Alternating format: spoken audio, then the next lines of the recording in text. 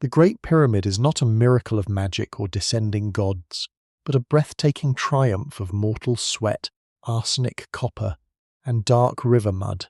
Here, directly in the shadow of the most massive artificial mountain ever raised, 20,000 free artisans live, eat and sleep in a vast, meticulously planned city hidden on the desert floor. Tonight, the deafening roar of the limestone quarries has finally faded into the twilight, leaving behind the quiet, exhausted pulse of a civilization at rest. Hello, friend. Welcome to Whispers of Centuries. Take us so good to have you here. Take a slow, deep breath, let your shoulders drop, and adjust your pillow just the way you like it. You have carried enough of the world today. Let the heavy weight of your own daily labour slip away into the dark and allow yourself to simply be. It is the late summer of Hai Nam Sao Mui Bao Kao during the season of Akhet, when the great Nile swells and floods the valley. We are standing in the heart of ancient Egypt on the windswept Giza Plateau, deep inside the sprawling settlement known as Heit el-Ghurab, the lost city of the pyramid builders. The sun has just slipped below the western dunes, taking with it the searing, blinding heat that baked the earth all afternoon. In its place, a remarkably cool, crisp breeze sweeps in from the open desert, carrying the sharp, earthy scent of wet river silt from the artificial harbour nearby. The transition from day to night in this city is swift, deliberate, and deeply comforting. You can smell the rich, heavy yeast of emmer wheat bread baking in the massive communal ovens down the street. It is a thick, grounding aroma that wraps around the mud brick walls, signalling to every weary muscle that the hard labour is done. The towering, incomplete structure of Khufu's horizon looms just beyond the perimeter wall, a staggering geometric silhouette against the darkening violet sky. But down here in the narrow, grid-like streets, the immense scale of life shrinks back down to an intimate human level. You slowly run your hand along the coarse grey plaster of a barrack wall. It still holds the deep radiating warmth of the afternoon sun. Transferring that gentle heat directly into your palm, men are returning from the high causeways, their dark skin coated in a fine luminous powder of white Tura limestone.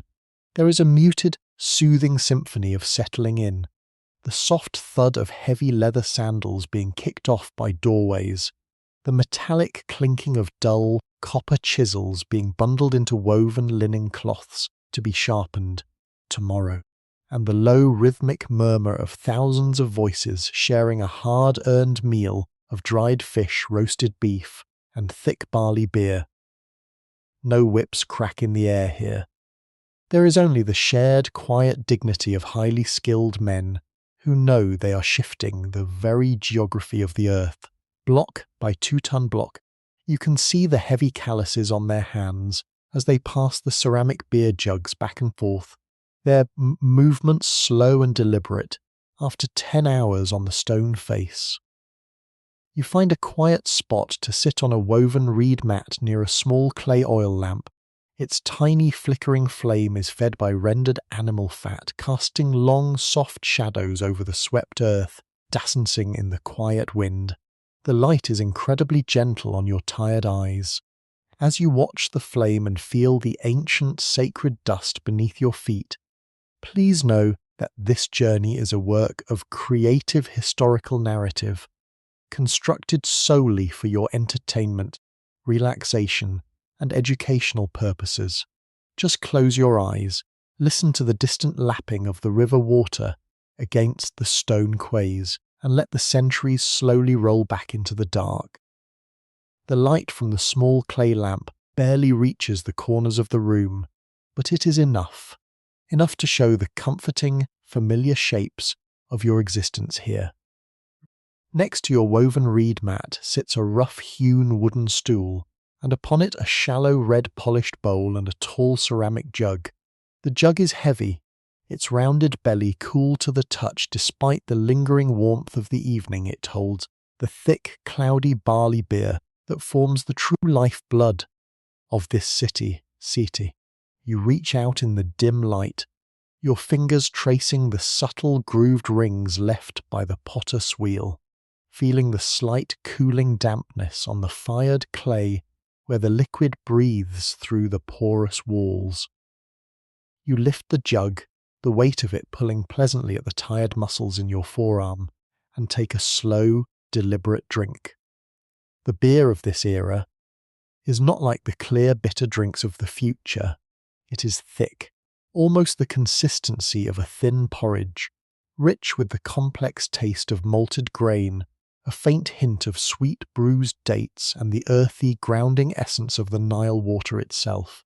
It coats your throat, instantly soothing the parched, scratchy dryness left by 10 hours of breathing in fine limestone powder. It is liquid bread, heavy, nutritious and deeply satisfying, sending a slow, radiating warmth down into your stomach, loosening the tight knots of fatigue. Beside the ceramic jug rests a thick conical loaf of emmer wheat bread. The crust is dark and robust, baked to a hard protective shell in the deep clay moulds of the village bakeries just down the street. You break off a piece, the sound a dull, satisfying snap in the quiet room. But the inside is dense, chewy, and deeply fragrant.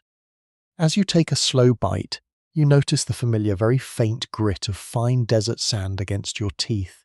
It is a texture every builder on the plateau knows. It is simply impossible to keep the blowing desert winds entirely out of the kneading troughs. It does not bother you. It is just the taste of the horizon, a gentle reminder that you are part of this landscape, literally consuming the earth you work upon. Outside your door, the village is settling much deeper into the night. The large communal cooking fires that burned so brightly just an hour ago are now reducing to quiet, glowing mounds of red-hot charcoal. The rich smell of roasting beef and salted river fish has faded, replaced entirely by the simple, clean scent of acacia woods drifting lazily through the narrow alleys. You can hear the low, rhythmic voices of the Tsar, the small work gangs, sitting in loose circles outside their barracks. They do not speak of the massive 2-ton stones they levered into place today.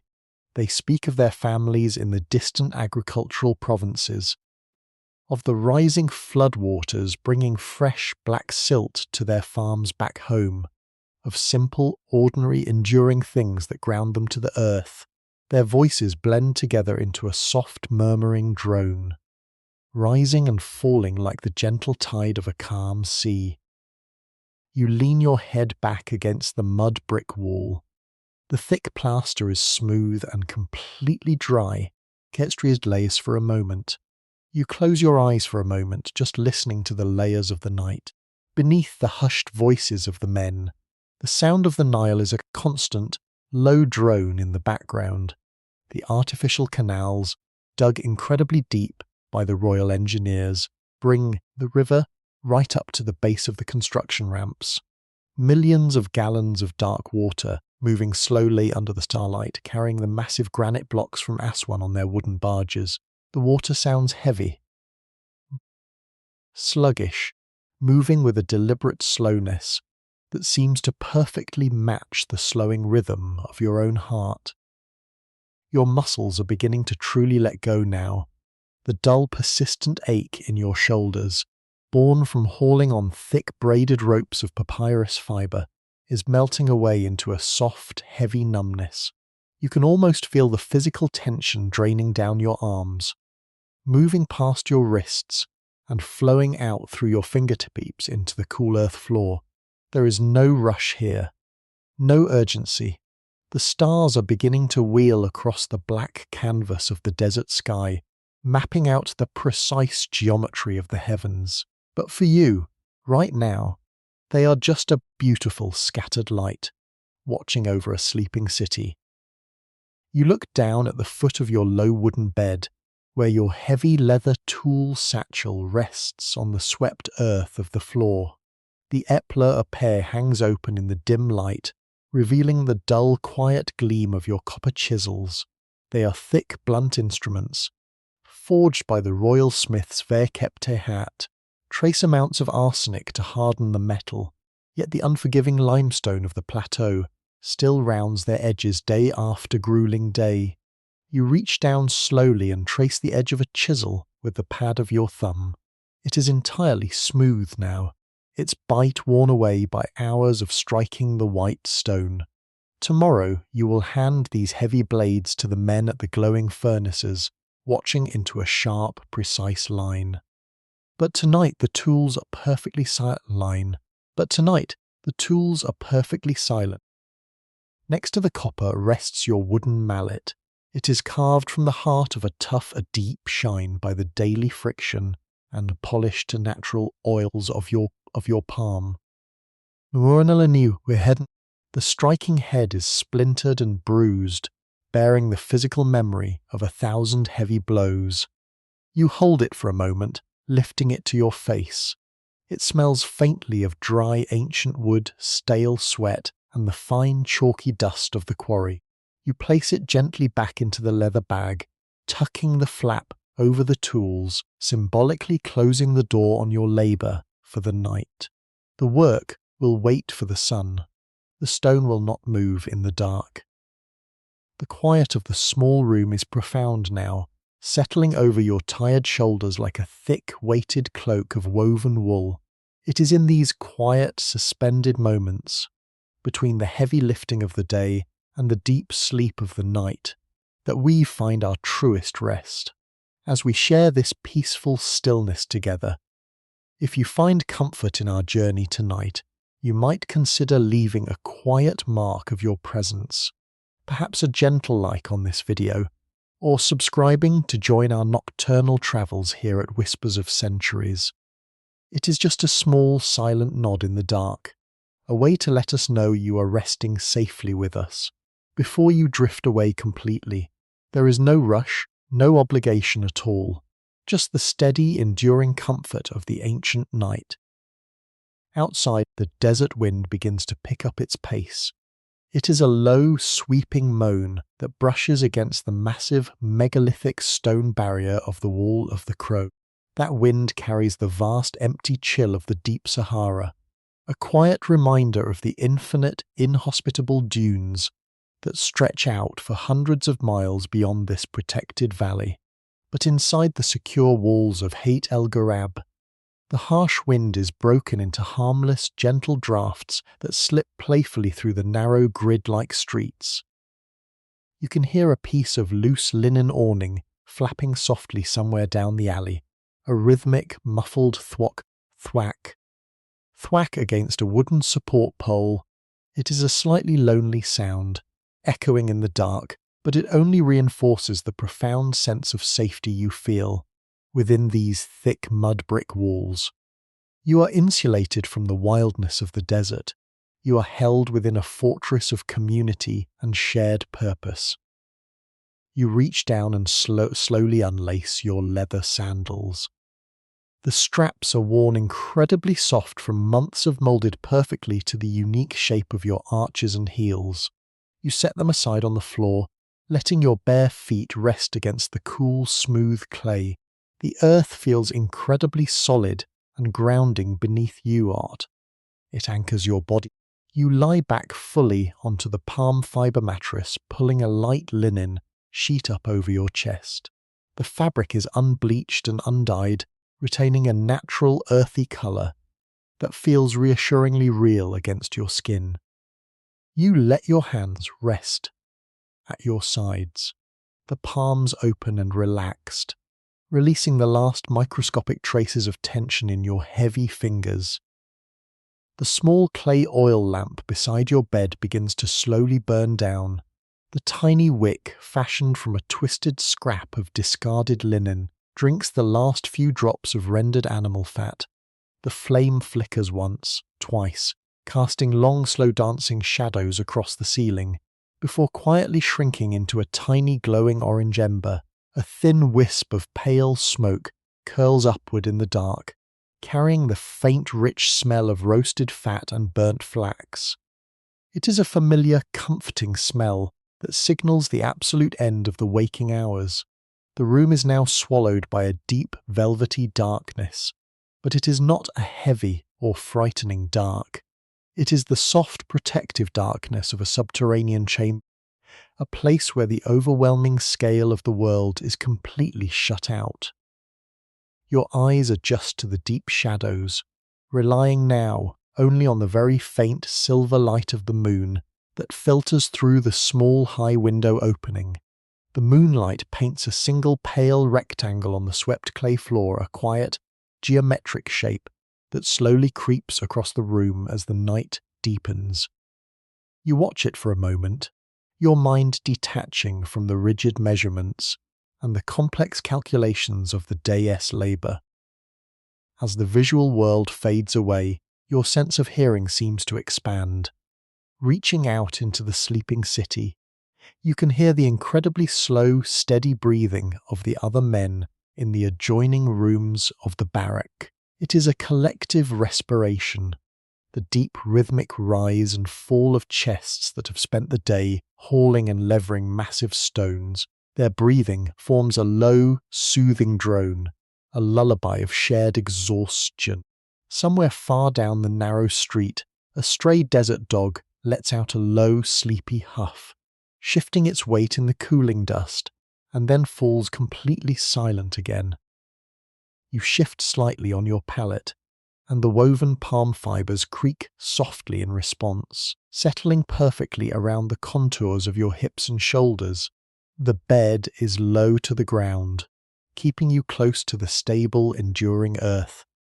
You can almost feel the deep geologic layers of bedrock beneath the clay floor, incredibly old, incredibly patient, holding the massive weight of the city, holding the unimaginable weight of the great horizon being built just beyond the walls, and holding you.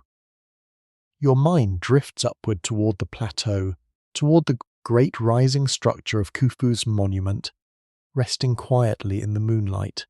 The massive blocks of pale casing stone, so blindingly bright during the day, are now bathed in a soft, ethereal silver glow.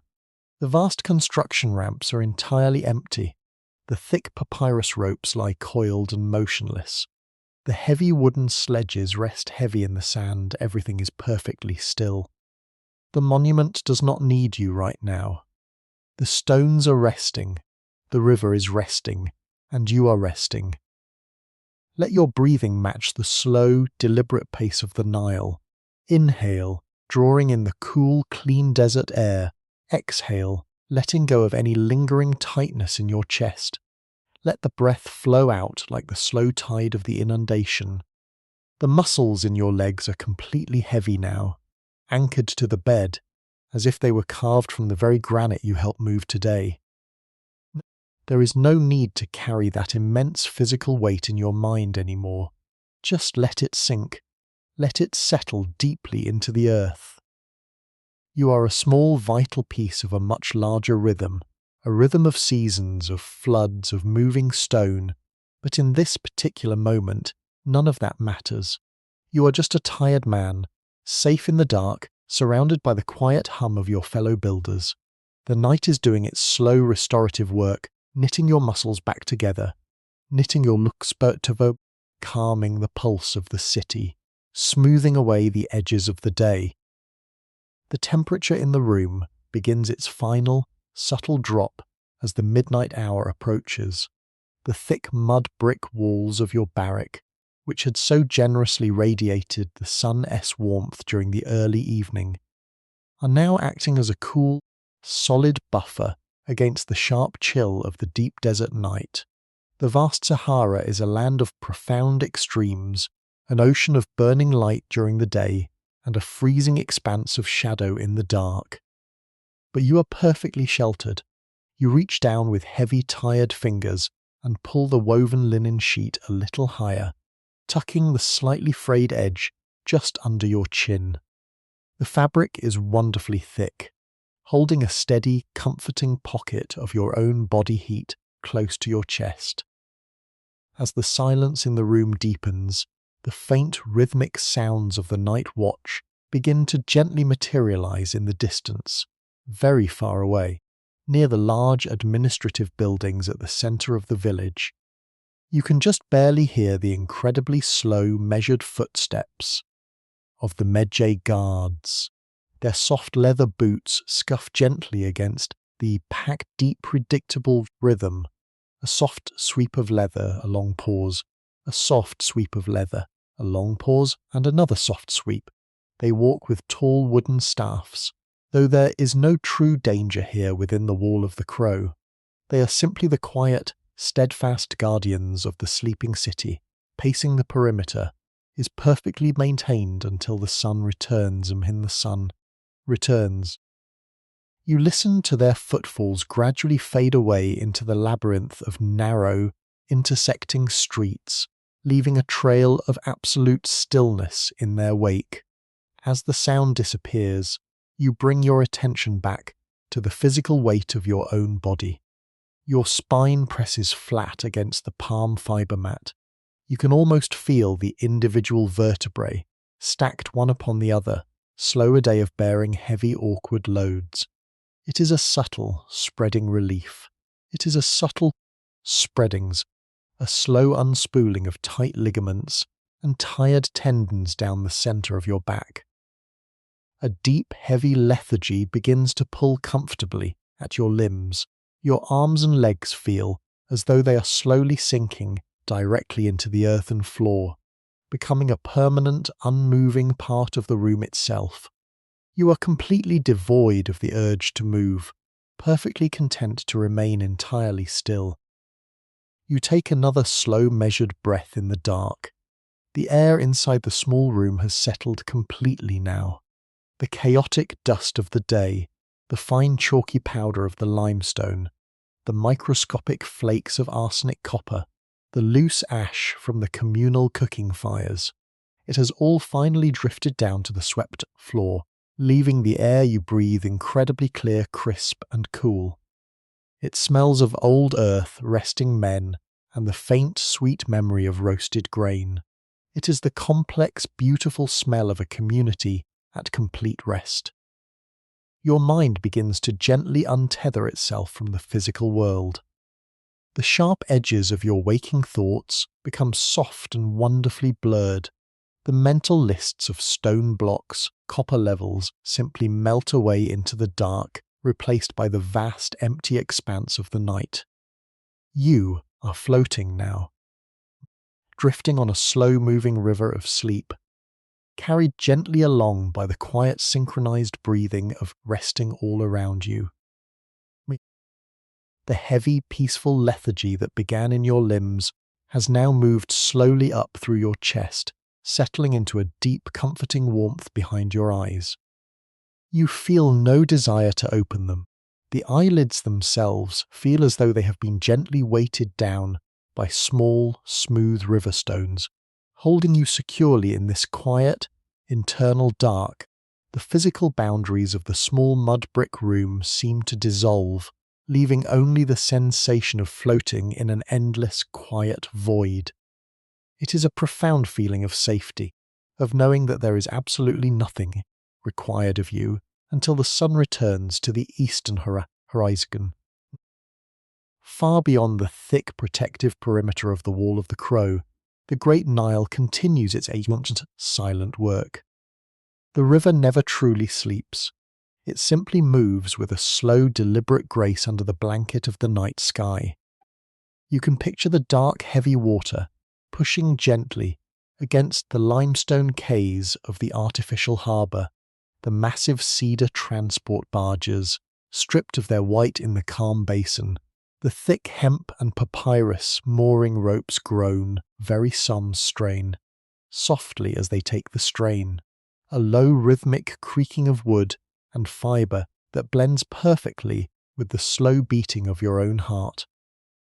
That distant water has travelled for hundreds of miles, carrying the rich black soil of the southern highlands, bringing life to the harsh desert. It is a slow, unstoppable force of nature, just like the deep sleep that is currently washing over you. You are simply allowing yourself to be carried front of the night by the current of Dibisk, drifting further and further away from the conscious world of chisels, copper tools, and white dust. Your breathing has become incredibly shallow and even, matching the perfect undisturbed stillness of the desert air outside. The woven linen sheet resting across your chest rises and falls with a microscopic, soothing regularity. You are completely untethered from the rigid measurements of the day, from the complex geometry of the stone blocks and the sharp angles of the great monument. In this quiet hour, you are not a builder or a labourer or a scribe. You are simply a resting soul, held securely in the vast, enduring memory of the earth. As the boundary between wakefulness and sleep becomes beautifully, softly blurred, Mort want you to know that your resting space, this quiet journey we are taking, this content, was gently developed with the assistance of advanced AI tools, and it has been meticulously reviewed, verified and edited by the careful hands of the editorialists and Swissers of centuries. Your peace of mind is our only priority here, and all rights are reserved to protect this calm undisturbed whenever you need. For you to return to Heit. There is nothing left to hold on to now. Just let the quiet darkness embrace you completely. And until next time, just close your eyes and listen closely to the whispers of the past, because you never know what timeless wisdom might quietly find its way into your night. Not the deep, heavy darkness of the small room is no longer just an absence of light. It has become a physical, comforting presence, a thick, woven blanket of absolute stillness that wraps around your tired shoulders. As the midnight hour slowly approaches, the entire city of Heit el-Ghurab is undergoing a quiet, invisible transformation. The temperature is dropping steadily, and the massive, sprawling architecture of the village is beginning to settle into the cold. If you listen very closely, beneath the slow rhythmic breathing of the men sleeping around you, you can hear the incredibly faint, microscopic sounds of the earth itself adjusting to the night. Just a stewing. The thick walls of your barrack are made from thousands of sun-dried mud bricks, a heavy mixture of dark alluvial clay hauled from the riverbanks, bound tightly together, velvety, hat, chopped straw and sand. All day long, these bricks absorbed punishing, relentless heat of the Egyptian sun, expanding ever so slightly under the blinding glare. But now, as the crisp desert chill sweeps over the wall of the crow, the clay is slowly, imperceptibly contracting. Every few minutes there is a tiny muffled tick in the plaster, a sound so soft it is almost imagined, as the heat leaves the walls and radiates out into the open sky. It is the sound of a city exhaling, letting go of the tension of the day. It is in these quiet, suspended hours, when the world of men is completely still and the heavy lifting is done, that we find our deepest, most restorative rest. We are simply sharing this peaceful silence together, watching over the sleeping past. If you are finding a sense of safety in this shared darkness tonight, to join us here at Whispers of Centuries, or leaving a gentle like on this journey, there is no need to move and no need to open your tired eyes right now. You can simply let the thought rest in your mind, knowing you have a calm, unchanging sanctuary to return to night after night, whenever the modern world becomes too heavy to carry. You shift your weight very slightly on the low wooden bed, and the mattress responds with a dry, papery whisper. The bed is strung tightly with thick, coarse ropes made from woven palm fibers. These fibers were stripped from the heavy fronds of the date palms that grow thicker green along the muddy banks of the Nile, because dried in the hot sun and braided by the older men of the village, whose hands are no longer strong enough to hold a copper chisel. Every time your chest rises, and falls with a slow, even breath. The dry palm fibers creak with a sound so soft and rhythmic. It feels like a physical extension of your own lungs. It is a profoundly grounding sound, anchoring you to the earth, to the river, and to the generations of hands that built the world you are resting in. The air you draw in through your nose is noticeably colder now, carrying the pristine, untouched chill of the deep Sahara. This wind has travelled over hundreds of miles of empty trackless dunes before finally slipping down into the limestone basin of Giza. It carries no dust now, only the sharp, clean essence of the night. As you inhale, that cool air travels down into your chest, soothing the slight lingering ache in your lungs from a day of breathing in the fine white powder of the Tura limestone quarries. You let the breath go, a long, slow exhalation that seems to carry away the very last remnants of your physical fatigue. The tension in your jaw has completely dissolved. The heavy knotted muscles in your neck have melted into the palm fiber mat. Time does not exist here in the way it does under the blinding sun. The royal overseers do not measure this darkness with dripping water clocks or knotted measuring ropes. This is simply the time of rest, an endless, unhurried expanse of quiet where nothing is expected of you. Your heartbeat slows down, matching the deep geological patience of beneath the floor. You are entirely safe, entirely still and wonderfully heavy. In the deep, undisturbed quiet of the room, your awareness begins to gently drift. Floating just above the surface of the swept clay floor forms, untethered from the heavy fatigue of your limbs. The visual world has been completely swallowed by the soft, velvety darkness, leaving only the incredibly faint silver glow of moonlight painting a slow, creeping square on the earth. As your mind slows its racing thoughts, you become deeply, peacefully aware of the silent, inanimate companions sharing this small space with you, the simple physical objects that anchor you to this ancient life, now resting just as profoundly as you are. At the very foot of your low bed rests your heavy leather tool satchel. The thick, durable hide was cured in the waters of the Niles, softened with natural animal oils and the heavy passing of time. It gives off a faint, earthy scent that blends perfectly with the dry dust of the mud brick walls.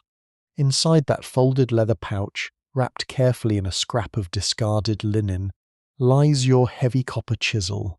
It is completely cold now, its metal dressing silently in the dark. But this simple blunt tool holds a vast ancient memory of heat and endurance, long before it was placed into your calloused hands to cut the sacred limestone. This copper slept deep within the jagged, red mountains of the Sinai Peninsula, hundreds of miles across the eastern sea. Men with blackened hands pulled the heavy green malachite ore from the deep earth. It was carried on the backs of slow, swaying donkeys across the burning desert and fed into the roaring, superheated clay furnaces of the royal smiths. They carefully folded trace amounts of raw arsenic into the molten metal, hardening it, giving it the immense strength to bite into the solid bedrock of the Giza Plateau. Yet, all of that unimaginable heat, all of that immense chaotic effort has been distilled down into this single quiet object resting at your feet. The metal has completely forgotten the fire. It has forgotten the harsh, ringing strike of the stone. Tonight, it is just a heavy, peaceful anchor, cooling in the dark, waiting patiently for a dawn that feels entirely too far away to even think about. Beside the copper rests your heavy wooden mallet, carved from the dense, unforgiving heart of a desert acacia tree. The wood is incredibly old, its dark, swirling grain of decades of intense desert sun and rare torrential rains. The handle is worn perfectly smooth, polished to a dull, deep shine by the natural oils of your own palm and the rhythmic friction of 100,000 strikes. It smells faintly of dry resin, old sweat, and the incredibly fine, chalky powder of the Tura limestone quarry. In the corner of the small room, coiled like a sleeping desert serpent, lies a thick length of braided papyrus rope. This is the heavy lifeline of the plateau, the woven muscle that allows 20,000 men to pull mountains across the sand. The thick green stalks were harvested from the dense, quiet marshes of the northern delta, sliced into thin, wet strips and twisted together under immense tension by the master rope makers. Now, in the cool night air, the dried fibers quietly absorb the incredibly faint moisture of the sleeping city. The heavy rope softens in the dark, releasing the immense physical strain it held all afternoon, while hauling the 2-ton casing stones. The papyrus breathes in the cool night air, relaxing its tight grip just as the muscles in your arms and shoulders have completely released their own tight grip on the waking world. And everything in this room is letting go. The tools, the wood, the ropes, they have all laid down their heavy burdens for the night, just as you have laid down yours. The overwhelming weight of the great monument, the endless, complex calculations of the royal architects. None of it exists in this quiet, sheltered space. None of it exists in this quiet, sheltered space. There is only the dark, the incredibly cool, clean air, and the slow, rhythmic, unbroken rising and falling of your resting chest. As the deep, restorative sleep claims the physical boundaries of your tired body, your awareness, now light and entirely unburdened, begins to drift effortlessly beyond the thick plaster walls of your small room. It floats like a wisp of pale wood smoke over the quiet, orderly grid of Heit el-Ghurab, moving softly past the sleeping sentries, and over the massive stone barrier of the Wall of the Crow. It is drawn inevitably toward the low, constant, deeply soothing murmur of the great river. The Nile is the true, enduring lifeblood of this harsh desert world, and in the profound quiet of the night, its voice is the only sound that truly matters. We are deep in the season of Heit, the time of the inundation. The river has swelled with the heavy, dark waters of the southern highlands, banks to transform the arid valley into the arid banks, shimmering inland sea. Under the faint, silvery light of the moon, the water looks completely black, a slow-moving expanse of liquid obsidian. It travels with a sluggish, immense power, unhurried by the frantic pace of the men who work upon its shores. It has journeyed for hundreds of miles, carrying the rich, life-giving silt, sweeping quietly past ancient temples and untouched marshlands, finally arriving here, at the base of the Giza Plateau, to rest.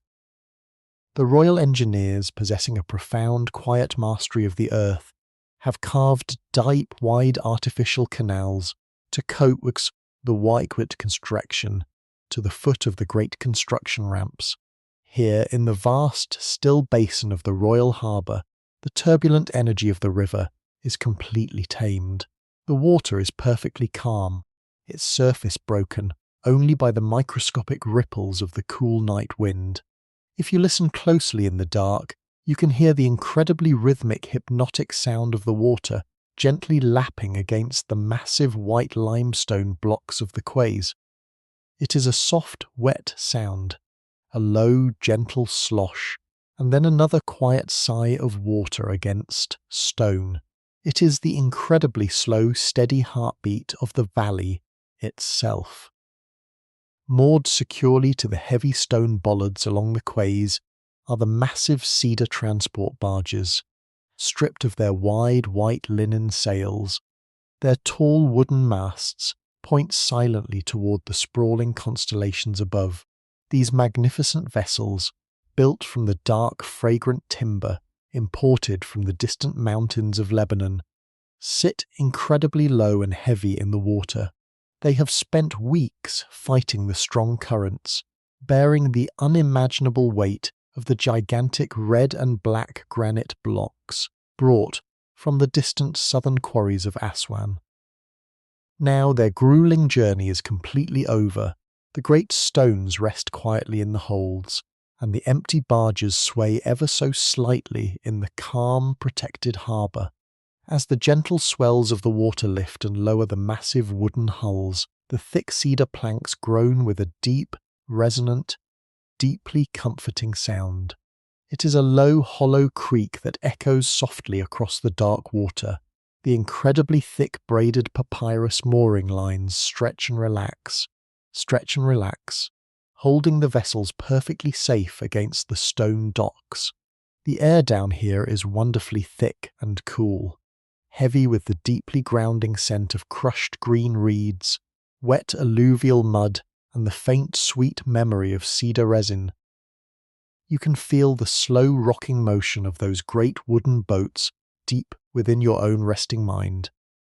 Imagine yourself lying in the deep, dark hull of one of those vessels, completely sheltered from the desert wind, cradled by the incredibly slow, rhythmic swaying of the water beneath you. Every gentle rise of the boat perfectly matches the slow, deep inhalation of your own breath, matches your long, heavy exhalation. The river is carrying all of the weight now. There is absolutely nothing you need to hold on to. You are floating in the dark, secure, warm, and perfectly at peace, as the timeless water gently rocks the ancient world to sleep, leaving the deep rhythmic swaying of the cedar barges behind. Your unburdened awareness slowly begins to drift upward, rising effortlessly above the dark waters of the harbour, following the long, perfectly straight line of the monumental limestone causeway. The air grows noticeably thinner and crisper the higher you float, shedding the heavy wet scent of the river mud and the crushed reeds, replacing it entirely with the incredibly pure, dry chill of the high desert atmosphere. Here, elevated above the sleeping city of the builders, the true staggering scale of the Giza Plateau reveals itself in the absolute quiet of the midnight hour. Before you, rising like a massive geometric mountain of pale silver, stands the great monument of Khufu.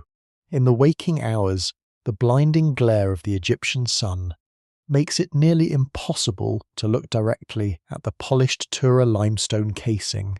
But now, under the gentle, forgiving light of the moon, the monument undergoes a breathtaking silent transformation.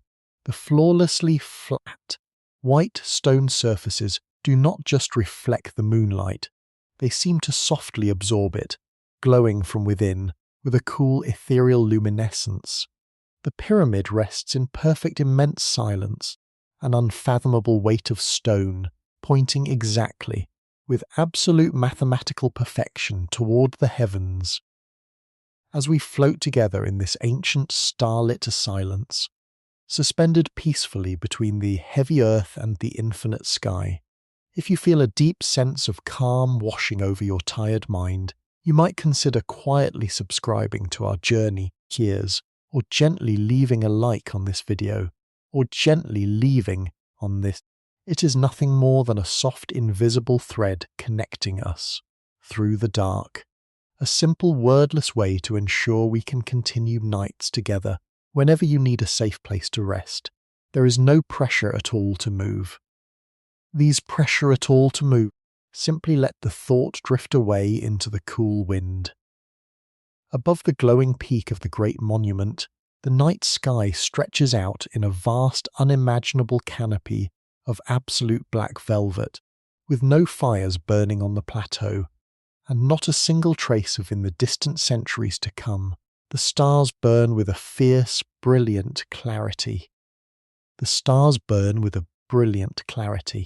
You can see the great celestial river, the dense, hazy band of the Milky Way, perfectly mirroring the path of the dark Nile down below.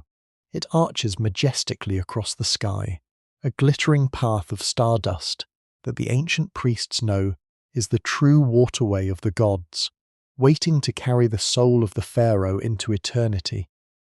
If you watch the sky with the deep, unbroken patience of a stonecutter, you can almost perceive the incredibly slow, majestic rotation of the cosmos. The stars are not static, they are travelling, just as you are. Deep in the southern sky, the grand constellation of Orion, known to the master builders as Sa, the celestial embodiment of the god Osiris, strides powerfully across the dark expanse.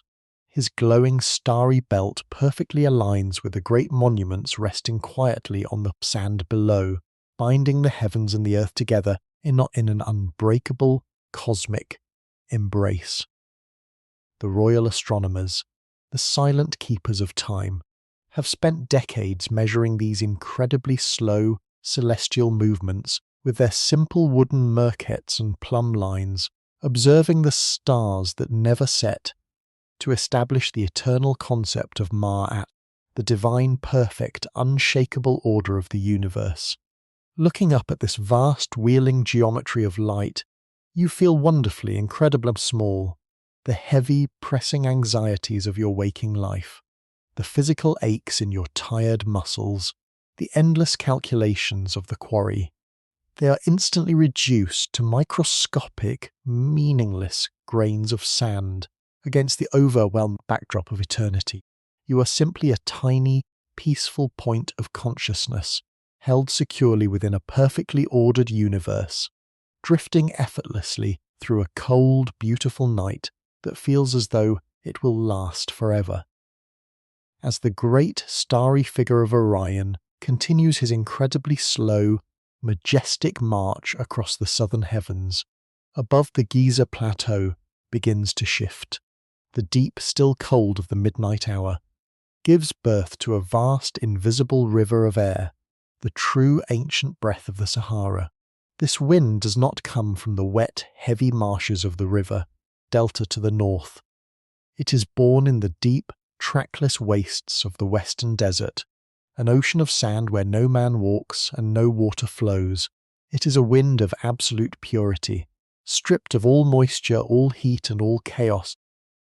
It travels for hundreds of miles under the starlight, sweeping silently over endless, shifting dunes, until it finally encounters the sheer geometric slopes of the great monument. You might expect this mighty desert wind to howl or roar as it strikes the massive stone structure, but the royal masons have done their work with unimaginable precision. The pale Tura limestone casing blocks have been joined and polished so perfectly, leaving not a single gap, not a single rough edge, that the wind can find absolutely no grip. It simply glides effortlessly over the sheer, angled face of the pyramid, creating a low, breathy, incredibly soft whisper. It is the sound of the earth itself breathing in the dark, a vast, soothing exhalation that blankets the entire plateau. This gentle, whispering current of air rolls slowly down the polished stone slopes, gathering like a cool, invisible pool at the base of the monument. It sweeps silently over the great flat expanse of the upper courtyard, brushing across the heavy, dark basalt paving stones that form the floor of the high temples. These massive black stones, brought from distant, ancient volcanic flows, are incredibly dense, and the very last, microscopic fractions of the sun heat back into the cold night, back into the cold night. The wind carries that faint, ghostly warmth away, leaving the sacred precinct perfectly, mathematically cold. The invisible current continues its unhurried, downward journey, funneling gently along the long, high-walled limestone causeway that connects the upper monument to the valley below. It moves like a slow tide of cool air, slipping past the massive silent blocks of stone, carrying with it the incredibly fine, imperceptible scent of ancient dust, cold bedrock, and the vast, empty miles of the open desert.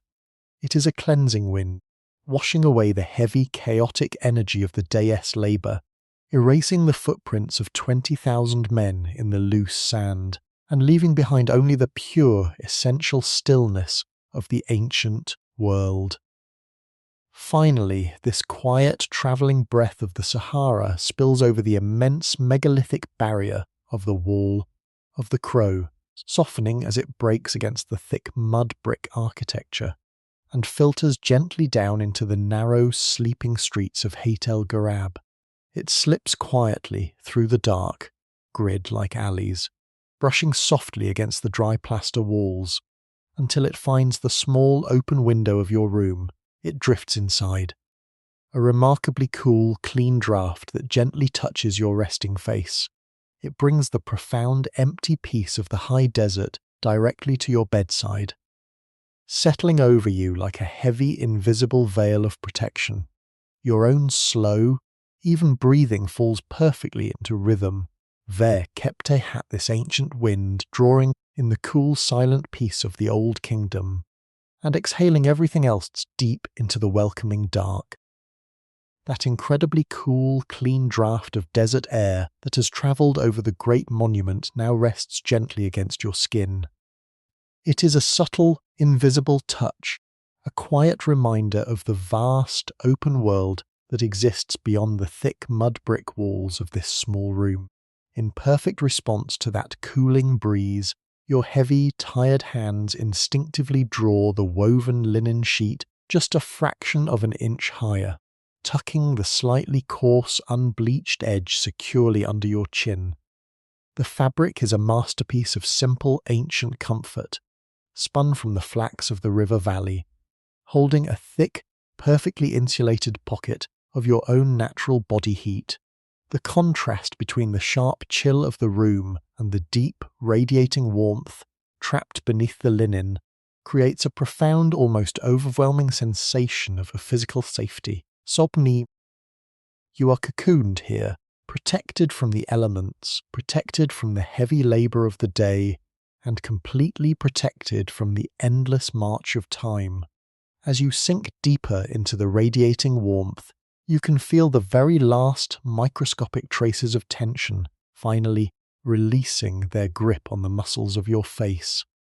Your brow, which spent the entire day knitted in intense concentration against the blinding glare of the white stone, is now completely smooth and slack. The tiny muscles around your eyes have surrendered their tight focus, allowing your eyelids to rest with the heavy, immovable weight of smooth river pebbles. Even your jaw, so often clenched tight while hauling on the thick papyrus ropes, hangs softly, completely relaxed in the dark.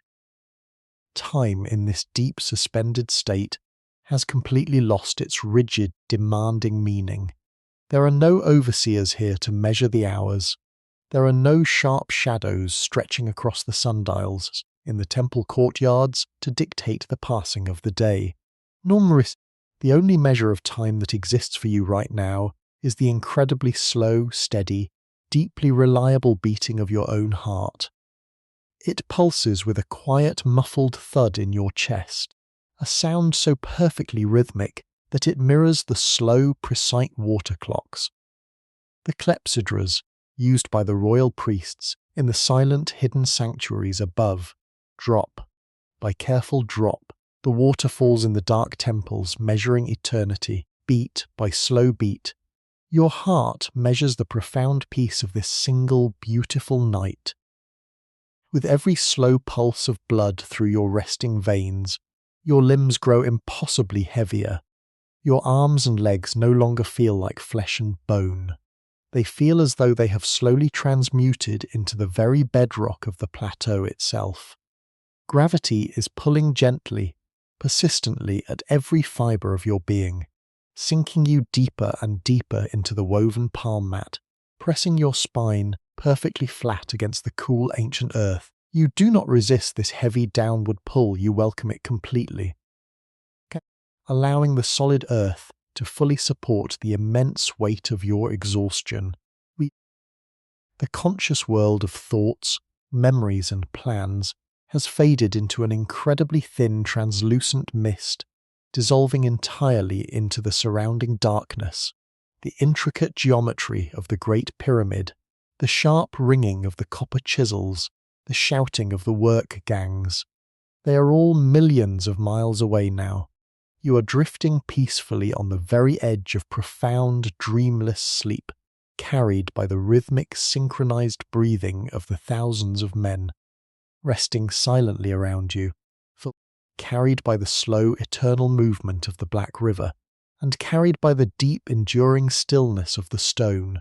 There is absolutely nothing left to do.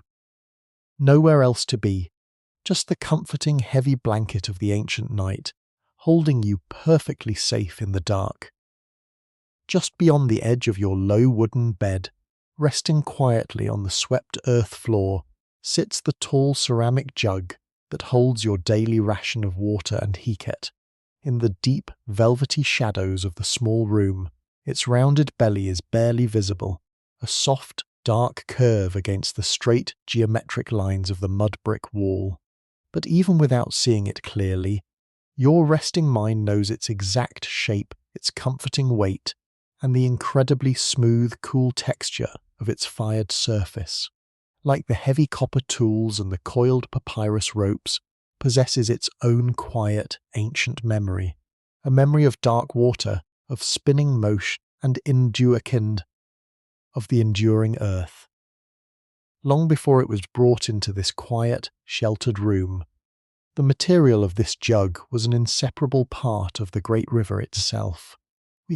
It began as the incredibly fine, black silt carried down from the distant rain-soaked highlands of the deep south, tumbling slowly and blindly through the heavy currents for hundreds of miles.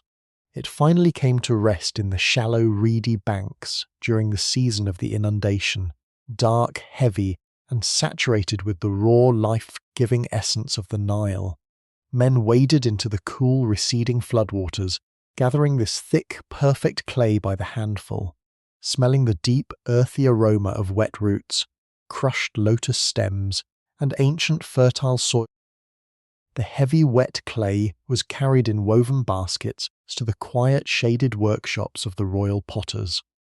There, it was slapped down onto the heavy, circular stone of the kickwheel. Imagine the incredibly soothing, rhythmic sound of that great stone wheel beginning to turn.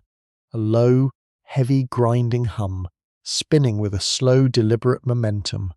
The potter's wet, highly skilled hands cupped the shapeless mound of dark earth, pressing gently, and as the wheel spun with a hypnotic, unbroken rhythm, the clay miraculously rose upward, drawing into perfectly smooth, symmetrical walls. The subtle, horizontal grooves you can feel on the outside of the jug today are the exact frozen imprints of the potter's fingers, a permanent, tactile record of that calm, steady, repetitive motion. After the quiet, rhythmic shaping, the wet vessel was carefully placed into the dark, stifling heat of the ceramic kilns, baking for days to transform the soft, pliable river mud into hard, enduring, terracotta stone. But all of that chaotic fire is completely gone. All of that chaotic gone now. Tonight, resting in the shadows of your room, the heavy jug is wonderfully, perfectly cold. The fired clay of the old kingdom is naturally porous, and throughout the night, incredibly microscopic droplets of moisture slowly seep through the thick walls to the outside surface. When the dry, cool desert wind from your open window brushes against the jug, that tiny bit of moisture gently evaporates, drawing the ambient heat away and keeping the liquid inside wonderfully, remarkably chilled. Because of this incredibly slow, invisible process of evaporation, the clay jug is essentially breathing in the dark. It respires with a microscopic, silent rhythm, inhaling the crisp desert air and exhaling a faint, earthy dampness that you can just barely smell in the quiet confines of the room. It is a profound, deeply comforting thought that the very earth itself, shaped by the careful hands of another, is resting and breathing right beside you. Everything in this ancient city, from the massive the simple water jar on the floor, is participating unbroken stillness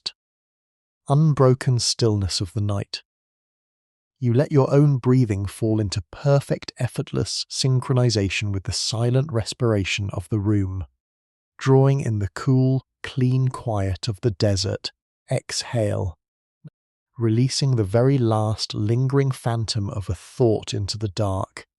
Your limbs are entirely motionless now, heavy as the limestone bedrock, perfectly supported by the earth. You are sinking deeper and deeper into the heavy, welcoming, absolute embrace of the ancient dark. Draped perfectly across your resting chest, rising and falling with the incredibly slow, steady rhythm of your breathing, is the heavy woven linen sheet.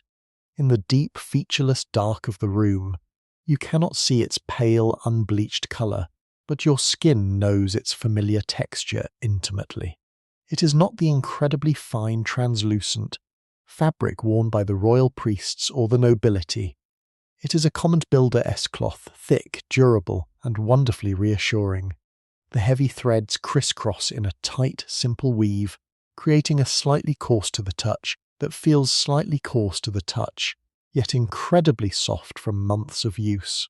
Like the clay jug and the copper chisel, this simple cloth carries its own quiet history of patience and rhythmic motion. Before it became the heavy, warm sanctuary that now protects you from the desert chill, this linen began as a vast, rippling field of green flax, growing tall and dense along the damp, muddy banks of the Nile Delta. In the quiet mornings of the season of Shemu, the harvest time, the fields would bloom with millions of tiny, pale blue flowers, swaying together in a single mesmerizing motion whenever the soft northern breeze rolled in from the great green sea. The air there was thick, humid, and smelled of wet, rich earth and new growth. The flax plants were not cut. They were gently, deliberately pulled straight up from the damp soil by their roots to preserve the maximum length of the precious fibers. Imagine the slow, rhythmic sound of the harvest, a soft, wet tearing of roots from the earth, row by row, hour by hour, in the golden light of the ancient sun. The stalks were gathered into thick bundles and submerged into the slow-moving, shallow pools of the river to soak. For weeks they rested in the quiet water, allowing the soft outer layers to gently decay away, leaving only the incredibly strong, pale inner fibers behind. Then came the hypnotic, endless spinning. In the quiet, shaded courtyards of the agricultural villages, the women were dancing with a deft and practiced grace, their fingers dancing with a deft. They would draw the combed flax fibers out, feeding them onto a wooden drop spindle. The spindle would twirl, a small, perfectly balanced piece of carved wood, spinning endlessly in the air, twisting the loose, fragile hairs into a single, unbreakable thread. Spin, twist, and wind. It was a perfectly repetitive, deeply meditative motion, transforming a field of blue flowers into miles of strong, pale thread. Finally, the threads were stretched tight across the heavy wooden beams of a horizontal ground loom, pegged securely into the beaten earth. The master weavers worked verkepiter, at a deep, unbroken concentration. The wooden shuttle holding the weft thread would glide smoothly back and forth, over and under, followed by the dull rhythmic thwack of the wooden beater sword pressing the threads tightly being borne, a steady pulsing fabric being borne, a staff and a heartbeat of creation. Thwack, glide, thwack, glide. Now all of that immense labour, all of that endless rhythmic non-stop, the spinning has ceased. The spinning has ceased. The loom is perfectly silent. The finished cloth rests heavily over your tired body, holding absolute stillness. The thick linen fibres have trapped a perfect unchained pocket of your own natural warmth, insulating you completely from the sharp, plunging temperature of the desert night outside. You are held in a safe, warm cocoon of ancient craftsmanship. Your body is incredibly heavy, sinking further into the quiet weight of the blattress, fully surrendering T Blizia the blanket and the profound timeless peace of the deep night. Just a few paces from the foot of your low-woven bed, standing as a silent, immovable guardian between your resting body and the vast open expanse of the sleeping city, is the heavy wooden door of the barrack, in a land where limestone is eternal and dark river clay is infinitely abundant. Strong wood is a rare, cherished material. This door is not crafted from the incredibly straight, elegant cedar of the royal transport barges. It is built from the dense, gnarled heartwood of a local sycamore fig tree, which grew slowly and stubbornly in the dry, unforgiving earth near the edge of the cultivation. Its thick, beautifully uneven planks were joined together with deep hand-carved wooden pegs, driven in by heavy mallets, until they were perfectly flush with the rough surface. There are no metal hinges holding this heavy barrier in place. Instead, the door pivots on a single thick wooden post, resting deep inside a hollowed-out socket of smooth, hard limestone set permanently into the swept earthen floor. During the chaotic, rushing twilight of the waking hours, the dull, heavy thud of this door, swinging shut into its frame, is the universal sound of the grueling day finally coming to an end. But right now, in the deepest hour of the night, it is perfectly, absolutely still. It is sealed tight against the thick mud brick threshold, forming an impenetrable physical barrier against the sharp, plunging cold of the desert wind that sweeps down from the great plateau. It is a thick wooden shield that completely separates the immense, overwhelming scale of the ancient world from the tiny, intimate sanctuary of this dark room. Through the darkness, you can just barely catch the incredibly faint, dry scent of the aged sycamore wood and old, earthy aroma that blends seamlessly with the cold dust of the plaster walls. That subtle scent of old wood is the profound, unmistakable smell of absolute safety. Behind this heavy sealed door, absolutely nothing is demanded of you. The royal overseers with their knotted measuring ropes cannot call your name. The massive 2-ton blocks of white stone cannot reach your tired shoulders. The crushing, unimaginable weight of the Pharaoh-esque great horizon is left entirely outside in the cold sand. The only thing that exists within these 4 walls is the quiet, essential rhythm of your own survival. Your resting mind entirely accepts this deep, structural security. You can physically feel the profound, comforting safety of being completely enclosed, hidden away from the vast, overwhelming geometry of the starlit sky. Knowing that the heavy wooden door will not move until the dawn, the massive knotted muscles in your lower back release their final, stubborn grip. They sink even deeper into the giving texture of the woven palm fibers, fully trusting the enduring strength of the mud brick walls, and fully trusting the absolute silence of the room. Take a long, slow breath in, feeling the pure, unshakable safety of this ancient dark, and as you exhale, let the very last lingering of the outside world nipsey melt away into the floor. The city is locked. The door is closed. You are completely secure, sheltered, and perfectly, beautifully heavy. High above the heavy, sealed wooden door, carved directly into the thick mud brick wall just inches below the ceiling, is a single, small, square window. It has no glass, no wooden shutters, and no ornate coverings. It is simply a deliberate, careful void left by the builders, a vital architectural lung for the small room. During the punishing heat of the day, this high, narrow opening allows the trapped, stifling hot air to silently escape, drawing the cooler shadows up from the swept clay floor. But now, in the deepest hour of the night, it serves a much quieter, more beautiful purpose. It is your only connection to the vast wheeling geometry of the cosmos outside. Through this small, perfect square of absolute blackness, a single, incredibly pale shaft of moonlight enters the room. It does not flood the space with light. Instead, it cuts a sharp, soft-edged beam through the darkness, casting a glowing silver rectangle onto the opposite wall. Because the earth is constantly, imperceptibly turning, this rectangle of light is never truly still. It is travelling, creeping across the coarse, dry plaster with a slowness that defies human perception. A silent celestial clock measuring out the peaceful hours of your rest. If you observe that pale beam of light with the deep, unfocused gaze of a mind on the very edge of sleep, you can see the microscopic atmosphere of the room illuminated within it. Millions of impossibly tiny specks of dust are suspended in the silver light, drifting, swirling, and sinking. These are not just common specks of dirt.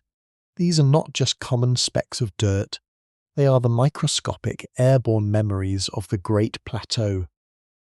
There are tiny floating crystals of white Tura limestone, microscopic fibers of dried palm and crushed flax, and the invisible, powdery ash from the communal acacia wood fires. All day long, these particles were whipped into a chaotic, invisible storm by the sheer overwhelming physical exertion of 20,000 men working in the sun. But now, with the city completely at rest, the air has lost its frantic energy. The dust is finally peacefully settling. You watch a single glittering speck of limestone catch the moonlight as it drifts slowly downward, falling through the cold, silent air until it finally touches the dark floor and vanishes into the stillness. It is a profoundly hypnotic, deeply soothing sight. The slow, inevitable settling of the dust perfectly mirrors the slow, inevitable settling of your own thoughts. Every lingering worry, every complex calculation, every echo of the day's labour is drifting gently downward in the dark, sinking away from your conscious mind, leaving the space completely clear, clean, and beautifully empty. You take a slow, deep breath of that clean air, feeling the absolute slowness of the room, and as you exhale, you let yourself sink just a little further down with the falling dust, descending quietly into the absolute, undisturbed peace of the lower depths of sleep. As your mind descends deeper into that undisturbed peace, the profound, heavy silence of the room begins to stretch outward, expanding beyond the walls of Heit el-Ghurab, rolling like a slow, invisible wave across the dark waters of the Nile. It travels eastward until it reaches the sheer, towering limestone cliffs of the Mukattam Hills. This is Tura, like the source of the flawless, blindingly white casing stone that will eventually cover the Great Pyramid. During the waking hours, the Tura quarries are a place of deafening, unimaginably intense sound. Deep within the vast man-made caverns carved directly into the face of the mountain, thousands of men swing heavy wooden mallets against thick copper chisels. The sharp, rhythmic, bone-rattling crack of metal against stone echoes endlessly through the hollow chambers, amplified 100 times over, blending with the deep, guttural chants of the hauling gangs, and the harsh grinding of massive wooden sledges over powdered rock. It is a symphony of raw, staggering, monumental labour. But tonight, right now, the caverns of Tura are entirely, absolutely silent. The immense echoing chambers are completely swallowed by the pitch-black darkness. The heavy copper chisels have been laid down on the white dust. The massive, half-cut blocks of limestone, weighing as much as a dozen cedar barges, rest heavy and motionless in their deep trenches. The mountain itself, after enduring the relentless pounding rhythm of the day, is finally allowed to sleep. The contrast between the roaring chaos of the day and the absolute, echoing void of the night is incredibly powerful. You can feel that distant, monumental silence deep within your own chest, it is not just an absence of noise.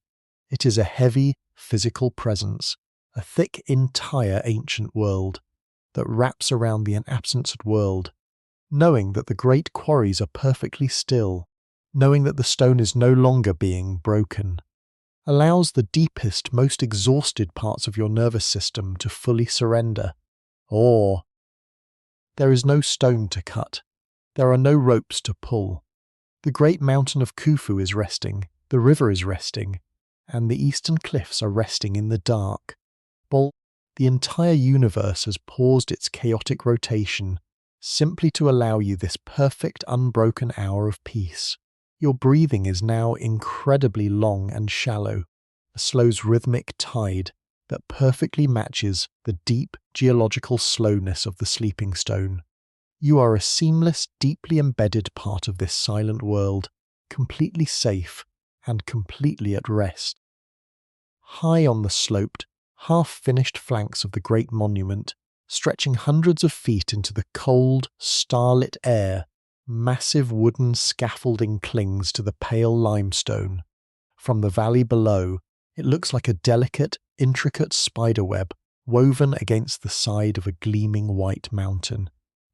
Built from the thick, rough trunks of local date palms and the imported cedar, these heavy platforms and ramps were a chaotic, terrifying place during the harsh, blinding light of day. Thousands of men balance precariously on those narrow wooden ledges, shouting over the roaring wind, heaving with all their combined strength against the thick papyrus ropes, to leverage the impossibly heavy casing stones into their perfect final positions.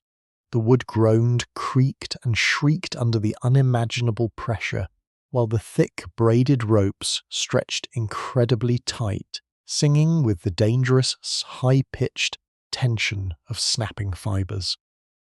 But now, under the vast quiet canopy of the midnight sky, all of that terrifying kinetic energy has completely and utterly vanished.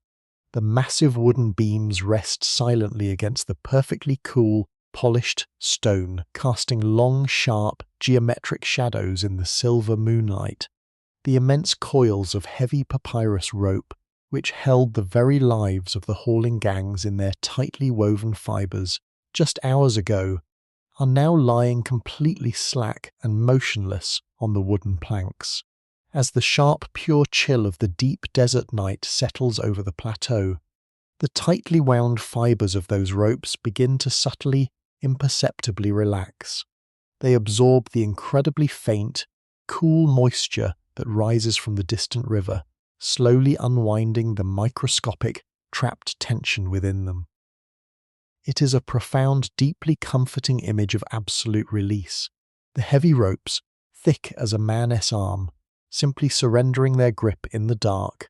As your mind holds onto this quiet image, you can feel that exact same slow release, echoing deep within your own resting body.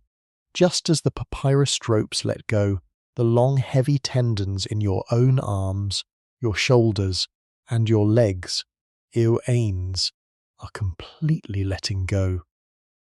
The invisible, tightly wound ropes of your daily anxieties, the relentless responsibilities of the waking hours, the fast, racing thoughts that bind you to the future and the past.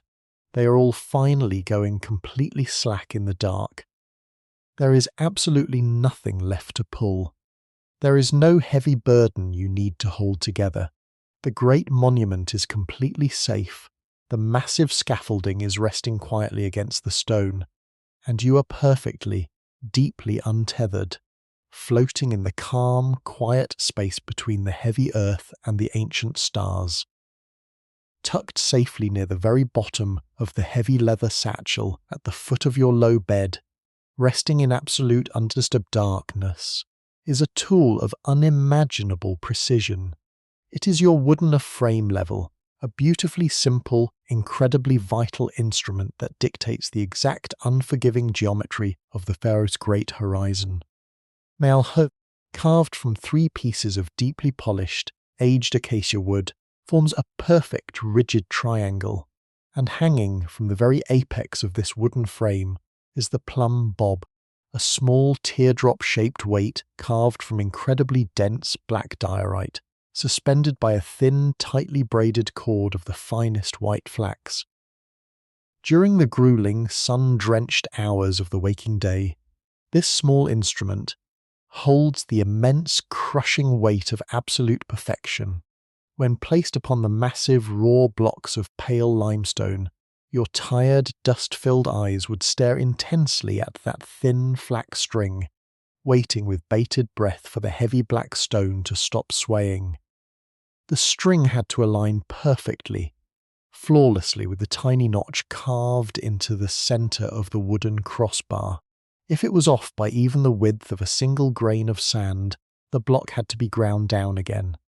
The level demanded a rigid, stressful, unbreakable focus, a constant, relentless judgment of balance and order that kept your mind incredibly tight and completely alert. But right now, resting quietly inside the folded leather pouch, that relentless demand for absolute perfection has completely and utterly vanished. The heavy black diorite stone is resting flat against the soft leather bottom. The thin flax string is entirely slack, looping loosely in the dark. There is absolutely nothing left to measure. There is no wind to make the string sway, no blinding sun to cast a harsh shadow across the wood, and no royal architect waiting for your signal. The tool is simply existing, completely unburdened by the need to be perfect, completely unburdened by the need to be useful. It is just wood, string and stone, sleeping peacefully in the dark. This beautiful absolute release from the pressure of perfection is washing slowly over your resting mind. All day long, in your waking life, you are constantly measuring, constantly adjusting, constantly striving to keep things in perfect balance. You measure your time, you weigh your responsibilities to meet the endless heavy demands of the world. Not seat to heavy demands, it is an exhausting, invisible labour. But in this profoundly quiet room, in this deep hour of the ancient night, you can finally lay down your own internal plumb bob. You do not need to hold yourself in perfect balance right now. You do not need to measure the passing hours. And you do not need to align your thoughts into a straight, orderly line. You are completely allowed to be slack. You are allowed to let the heavy, dark stone of your own focus rest quietly against the earth. If your thoughts drift, if they sway into memories or fade into vague, formless shapes in the dark, simply let them. There is no judgment here. There is no right or wrong angle. There is only the incredibly soft, forgiving darkness and the deep, heavy, undeniable relief of simply letting go. Feel the muscles behind your eyes soften, releasing that intense, narrow focus. Feel the tight, rigid alignment of your spine melt beautifully into the yielding palm fiber mattress. You are perfectly safe in this unbalanced, formless state, drifting further and further away from the rigid geometry of the day, sinking effortlessly into the deep, unmeasured expanse of a truly restful night. Resting quietly on a small, crude shelf carved directly into the thick mud brick wall, just a few feet from where your heavy head sinks deeply into the woven palm fibers, is a tiny, shallow bowl of rough-spun pottery. This is your simple oil lamp, a fragile, vital vessel of light that bravely darkness of the desert during the brief, quiet hours of the early evening. Inside the shallow, curved depression of the clay bowl, a small pool of animal fat has now completely cooled, slowly returning to a thick, opaque, solid state in the sharp, descending chill of the midnight air. Protruding slightly from the center of this hardened oil is the blackened, curled remnant of a tiny, twisted flax wick. Just a few hours ago, that small, fragile wick held a bright, dancing flame, a tiny, flickering golden star safely captured within the enclosed sanctuary of your room. It cast long, rhythmic, hypnotic shadows across the pale plastered walls, making the simple clay water jug and the heavy leather tool satchel look like tall, shifting monoliths in the dim, golden light. The small flame consumed the heavy oil with a quiet, frantic, lively energy, pushing a tiny, brave sphere of warmth and visibility out into the out into the overwhelming, heavy expanse of the ancient night.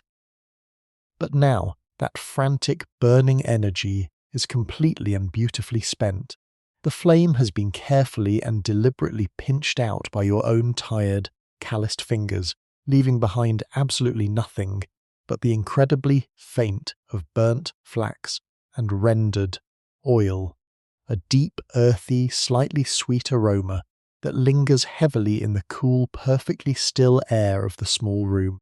The complete sudden absence of that flickering light has allowed the true profound darkness of the Sahara to flood the space entirely. It is a thick, velvety darkness that fills every single corner, completely erasing the sharp architectural boundaries of the walls, the ceiling, and the swept clay floor. Without that small, flickering point of light to focus on, the incredibly delicate, complex muscles around your eyes, the tiny, strained fibers that spent the entire day squinting against the blinding, fractured glare of the white limestone quarries, are finally allowed to completely and totally shut down.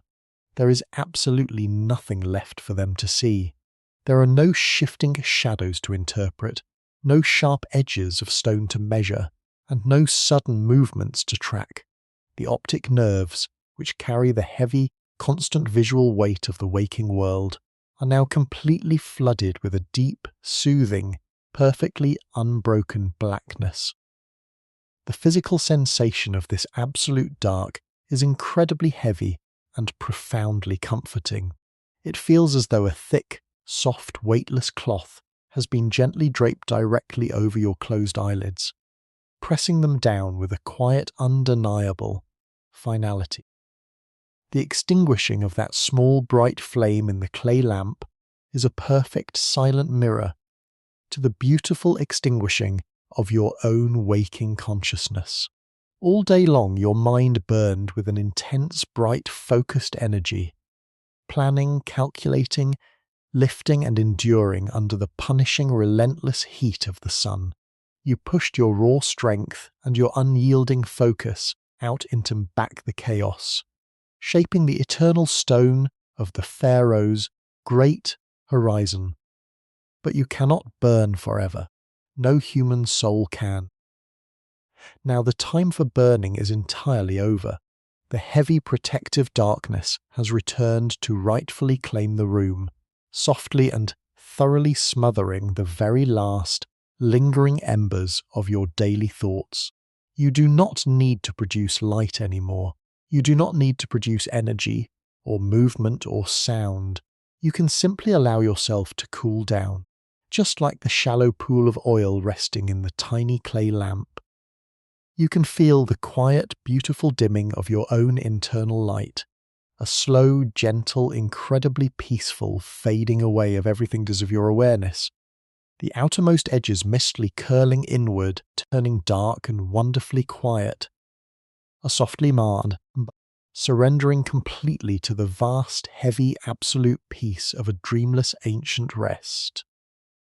With the visual world completely extinguished by the heavy velvet darkness of the room, and the bright, frantic energy of your waking mind entirely spent, your remaining senses begin to subtly shift and expand.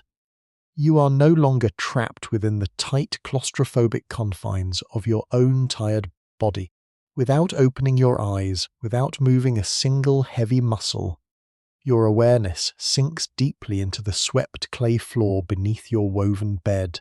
You begin to feel rather than hear the incredibly low sonic hum of the ancient earth, a deep structural vibnificent that pulses with a slow hypnificent, entirely hypnotic rhythm. This deep, heavy pulse is not the sound of men, or tools, or the wind, It is the vast moving presence of the great river, the mighty Itaru, the lifeblood of the entire world, flowing silently in the dark just a mile beyond the great limestone wall of the city. You cannot see the water, but you can feel its immense, unimaginable mass. Millions upon millions of gallons of dark, cool water are moving relentlessly, smoothly from the deep southern highlands toward the distant northern sea. It is a constant, unstoppable force of nature, yet its movement is so incredibly slow and smooth that it creates no violent sound, only a deep, comforting, low-frequency murmur that travels directly through the bedrock and into your resting bones. In this season of the inundation, the river is not merely water. It is a thick, heavy, moving suspension of ancient earth. Born within its dark currents is the precious life-giving black silt, pulverized rock and rich organic matter, torn gently from the towering mountains of the deep south, carried for thousands of miles across the barren, burning desert. Because the water is so heavily laden with this incredibly fine, dense earth, it does not splash or rush like a shallow stream. It glides. It rolls with a sluggish, frictionless, and utterly majestic grace. The sheer weight of the silt dampens any sharp sounds, turning the flow of the mighty river into a single vast, quiet exhalation in the dark. Imagine the deeply soothing tactile sensation of that heavy black water. If you were to dip your calloused hand into the floodwaters right now, it would feel wonderfully cool, thick, and almost impossibly soft. The microscopic particles of ancient silt would coat your skin like a fine, slippery silk. That water has travelled across entire continents, patient and unhurried, moving only at the gentle, persistent urging of gravity. It has absolutely no destination it needs to reach quickly. It simply follows its ancient, deeply carved path, perfectly content to be carried slowly toward the horizon. As you lie perfectly still in the dark, you can feel that exact same slow, heavy momentum within your own resting body. The deep, rhythmic flow of the great river perfectly mirrors the slow, steady pulsing of the blood in your own veins. Your heart is gently, effortlessly pushing warmth and life through your heavy limbs, requiring absolutely no conscious thought, no frantic effort, and no complex calculations. It is a completely automated, incredibly peaceful process, a quiet internal river of its own. You do not need to push the water of the Nile to make it flow, and you do not need to force your body to rest. You can completely surrender mechanics to the ancient, deeply ingrained mechanics of sleep. Let the heavy, dark water of the river carry the immense, crushing weight of the world on its broad, liquid shoulders. Let the slow, reliable beating of your heart maintain the quiet rhythm of your life in the dark. There is absolutely nothing you need to control, nothing you need to move, and nothing you need to hold on to. You are perfectly safe, drifting alongside the incredibly slow, heavy current of the ancient night, sinking deeper and deeper into a profound liquid peace, where the immense, heavy, dark water of the flooded river finally meets the edge of the ancient sleeping earth, a vast and perfectly quiet border of life, stands guard. In the night, these are the dense, sprawling papyrus marshes, thick, impenetrable forests of tall green reeds that stretch for miles along the shallow, submerged banks of the inundation. In the harsh, blinding light of day, these marshes are a chaotic, vibrant maze of hunting skiffs and shouting fishermen.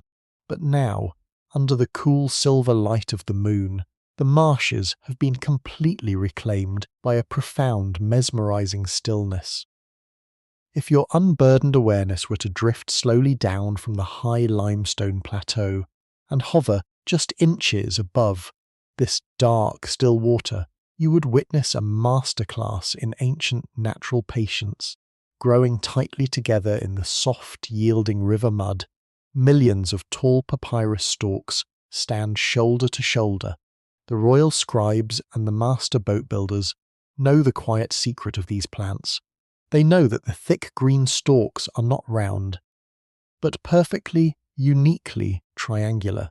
This geometric shape is a flawless piece of natural engineering, allowing the tall reeds to slice cleanly and effortless winds without ever snapping or breaking. Stampioriki. When the cool, invisible current of air from the Sahara rolls down into the river valley, it sweeps across the top of this vast marshland. In perfect, unbroken unison, millions of feathery, tufted crowns gently bow their heads.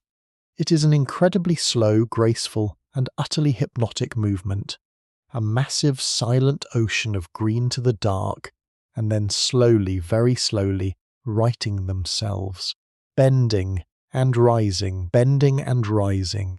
It is a vast, sweeping rhythm that instantly mesmerizes the tired mind, demanding absolutely nothing but quiet observation. Listen closely, in the deep imagination of your resting mind, to the sound this movement creates.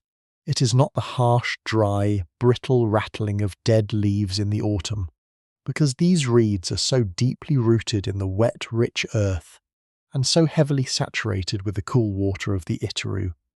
Their movement produces an incredibly soft, wet, and deeply soothing whisper. As the triangular stalks gently brush against one another in the dark, they create a long, continuous shh, a sound that stretches out endlessly across the flat expanse of the water. It is the very first lullaby of the ancient world, a sound so primal, so deeply ingrained in the memory of the earth, that your nervous system instantly recognizes to it and completely surrenders to it. Shh, the reeds whisper as the wind pushes them down, and as the wind passes and they slowly stand tall again, the heavy dark water gently slaps against their submerged muddy roots with a soft hollow thwup, thwup. This endless, repeating cycle of soft wind and moving water is nature's own pendulum, swinging slowly back and forth in the dark, hypnotizing the world into a state of total rest. You can feel that exact same gentle swaying motion, taking hold of your own heavy consciousness. With every long, quiet rustle of the papyrus, your thoughts become looser, more detached, and wonderfully blurred. The sharp, triangular edges of your waking worries are being completely smoothed over by the constant, gentle friction of the mental water. You are sinking perfectly into the rhythm of the marsh, swaying gently in the dark, deeply rooted in safety and entirely ready to sleep. As the sharp, unyielding cold of the deep Sahara midnight settles permanently over the vast expanse of the Giza Plateau, a quiet, almost magical alchemy begins to take place down in the flooded river valley. The immense dark body of the Itaru, the heavily silted water of the inundation, has spent the entire day absorbing the fierce, relentless heat of the Egyptian sun. Now, as the freezing desert wind brushes across its surface, that trapped ancient warmth begins to slowly, gently exhale into the freezing air. At the exact boundary where the cold air meets the warm black water, billions of microscopic droplets of moisture begin to condense, silently giving birth to a thick, pale river mist. This mist does not rise rapidly into the sky, nor does it swirl vekepte hat any chaotic energy. It is incredibly heavy, dense, and perfectly smooth. It forms a low, creeping blanket of white fog that clings desperately to the surface of the water, rolling outward with an agonizing, beautiful slowness. It creeps blindly through the dense thickets of the papyrus marshes, wrapping around the triangular green stalks like thick, soft cotton. This creeping river fog is the ultimate silencer of the ancient world, as the thick, pale blanket expands outward, creeping slowly toward the massive limestone walls of the builder's city. It begins to physically absorb and completely smother the very last, lingering acoustic echoes of the night. The gentle, rhythmic shh of the papyrus reeds becomes noticeably muffled, distant, and beautifully rounded off. The incredibly faint, subsonic hum of the flowing water is buried under the heavy atmospheric weight of the mist. Even the crisp, sharp edge of the desert wind is dulled as it tries to push through the dense, wet fog. The mist transforms the vast open valley into an intimately small, heavily insulated sanctuary. It completely hides the distant horizon. The opposite bank of the river. If you were standing down at the water's edge, you would not be able to see beyond your own outstretched hand. The entire overwhelming scale of the world is completely swallowed by a soft, white, impenetrable wall of profound quiet. It is a feeling of total, absolute isolation, but an isolation that is completely devoid of fear. It is the isolation of a seed resting perfectly safe, deep beneath the heavy, dark earth, completely unaware of the raging storms above. That heavy, silencing mist is now creeping slowly into the deepest corners of your own resting mind. Imagine it rolling gently over your thoughts, wrapping them in a thick, completely opaque layer of soft white fog. Every time a stray worry tries to surface, every time a remnant of your daily labour tries to echo in the dark, the mist simply absorbs it, dampens it, and effortlessly dissolves it into absolute nothingness. The heavy linen sheet drawn up securely to your chin acts exactly like this ancient river mist. It is a thick, warm, physical barrier that perfectly separates you from the cold, demanding reality of the outside world. Beneath this sheet, your body is completely hidden, completely safe, and wonderfully heavy. You are completely muffled from the sharp edges of the day, wrapped entirely in a silent, perfectly soft, and deeply protective fog. As the heavy, silencing river mist continues its slow, creeping journey inland, moving blindly away from the papyrus marshes, it finally encounters the sheer, monumental architecture of the Great Limestone Causeway. This massive, elevated corridor of pale stone was designed by the Royal Archic the Valley directly to dark, flooded world of directly to the high, starlit realm of the desert plateau. The causeway is not an open road. It is a vast, fully enclosed tunnel of megalithic masonry. Its towering walls are constructed from blocks of limestone so incredibly massive that no single human mind can fully gigantic slabs of stone. And it is grufskirskli, leaving only a tiny narrow slit running down the exact centre of the ceiling to allow a single razor-thin blade of sunlight to penetrate the gloom during the day.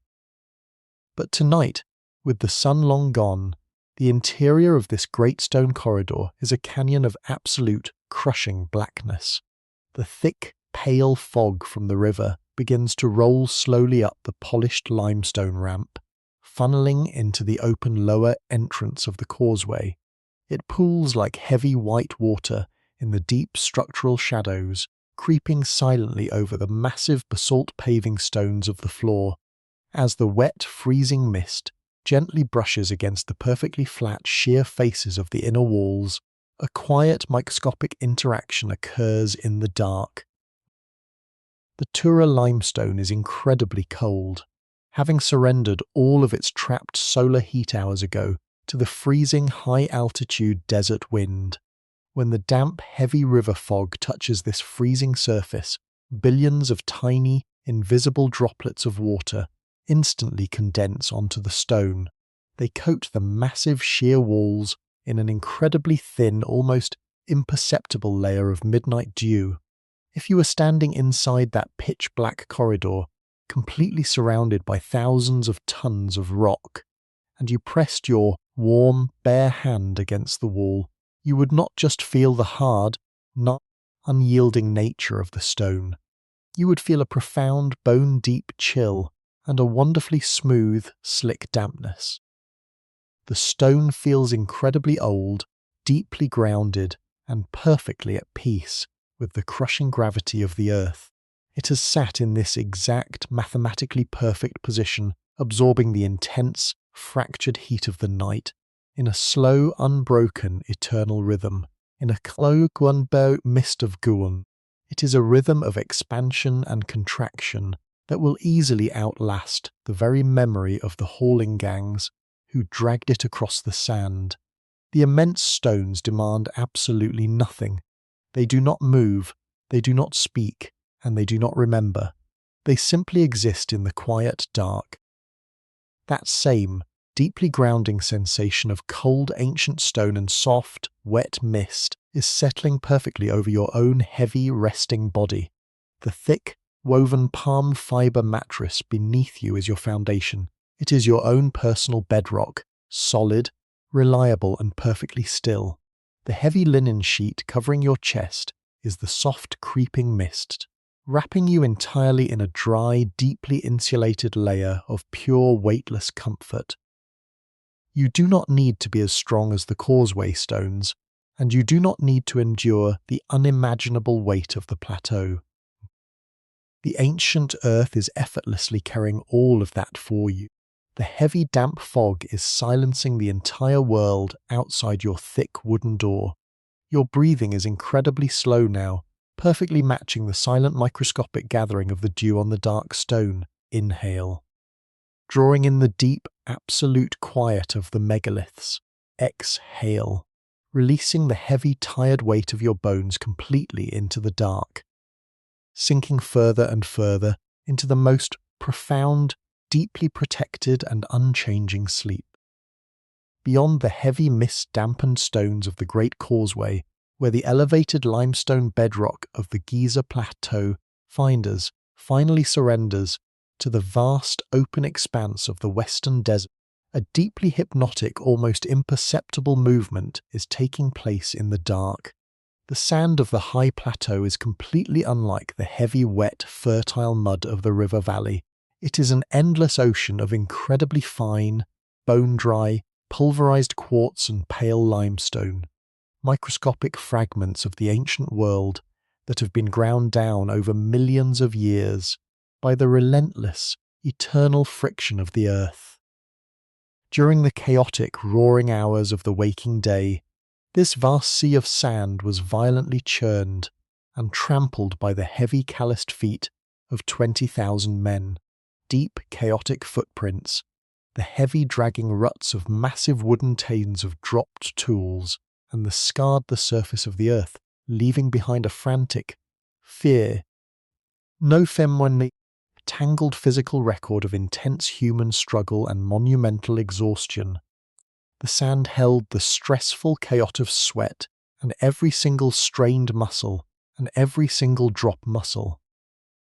But now, under the vast, commanding absolute silence of the starlit sky, the deep, pure breath of the Sahara has returned to reclaim its ancient territory. The cold, dry desert wind, flowing with a constant, incredibly gentle momentum from the deep wastes of the west, brushes across the heavily scarred surface of the earth. It does not blow with a chaotic or destructive force. It moves with the deliberate, incredibly slow, sweeping grace of a master artist's softest brush.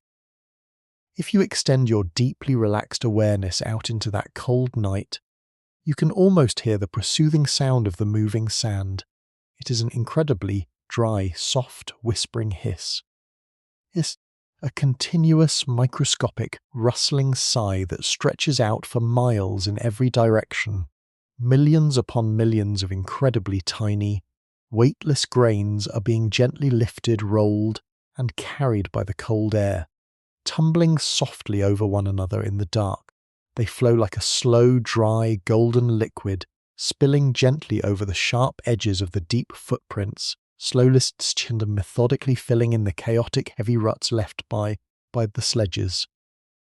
Inch by microscopic inch, hour by unhurried hour, the ancient wind is meticulously erasing every single trace of the day's immense labour. The chaotic, tangled mess of human effort is being completely smoothed over, quietly replaced by a flawless, unbroken, gently undulating perfection. By the time the distant dawn finally decides to break, the sand around the base of the great monument will be completely untouched. In Khufu, as if the grueling back-breaking day had never even existed, the earth is gently, beautifully, and permanently wiping the slate absolutely clean. As you lie perfectly still, securely anchored to your heavy woven mattress, by the profound, comforting weight of your own exhaustion, you can feel that exact same, gentle, a racing wind sweeping slowly across the vast internal landscape of your own mind. All day long your waking thoughts, your heavy responsibilities, and your frantic, deeply ingrained worries have trampled across your consciousness, leaving behind a chaotic, exhausting tangle of mental footprints. But now, in the deep protective sanctuary of this ancient room, the night has brought its own deeply soothing, completely restorative wind.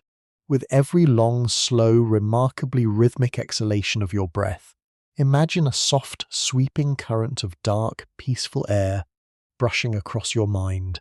Feel it gently tumbling over the sharp edges of your waking memories, slowly, patiently filling in the deep, exhausting ruts of your daily anxieties.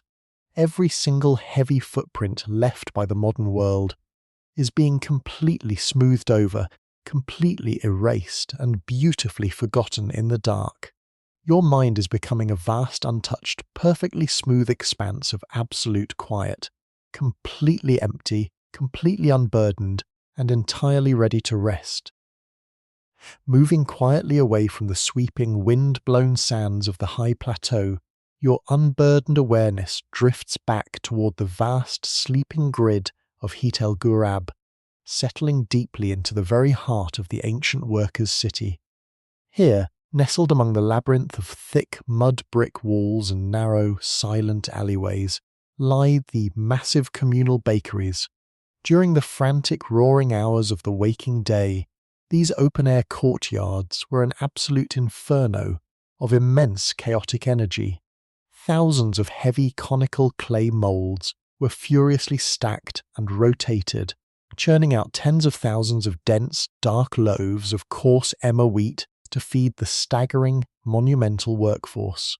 The air was thick, choking, and incredibly hot, filled with the loud rhythmic chanting of the bakers, the heavy grinding of the grain on flat saddle querns, and the intense, roaring crackle of the great fires. But now, submerged in the profound, crushing depths of the midnight hour, the bakeries have been completely swallowed by a vast, monumental silence. The exhausted bakers are fast asleep in their dark barracks, their heavy, flour-dusted hands entirely motionless. The massive cylindrical clay ovens, the tanners stand in the dark courtyards like silent, dormant volcanoes, crafted from incredibly thick layers of dark river clay and reinforced with crushed pottery sherds. And these massive thermal engines were designed to trap and amplify the blinding heat of the desert acacia wood. But tonight, their grueling, fiery labour is completely over. The roaring, chaotic flames have been entirely extinguished by the overwhelming, creeping cold of the Sahara night. If you were to stand quietly beside one of these massive clay ovens in the dark, you would witness a microscopic, incredibly slow and beautifully hypnotic transformation.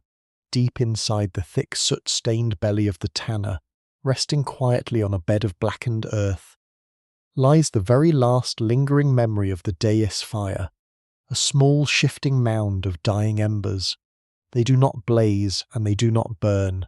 They simply pulse with a deep, bruised, agonizingly slow red glow.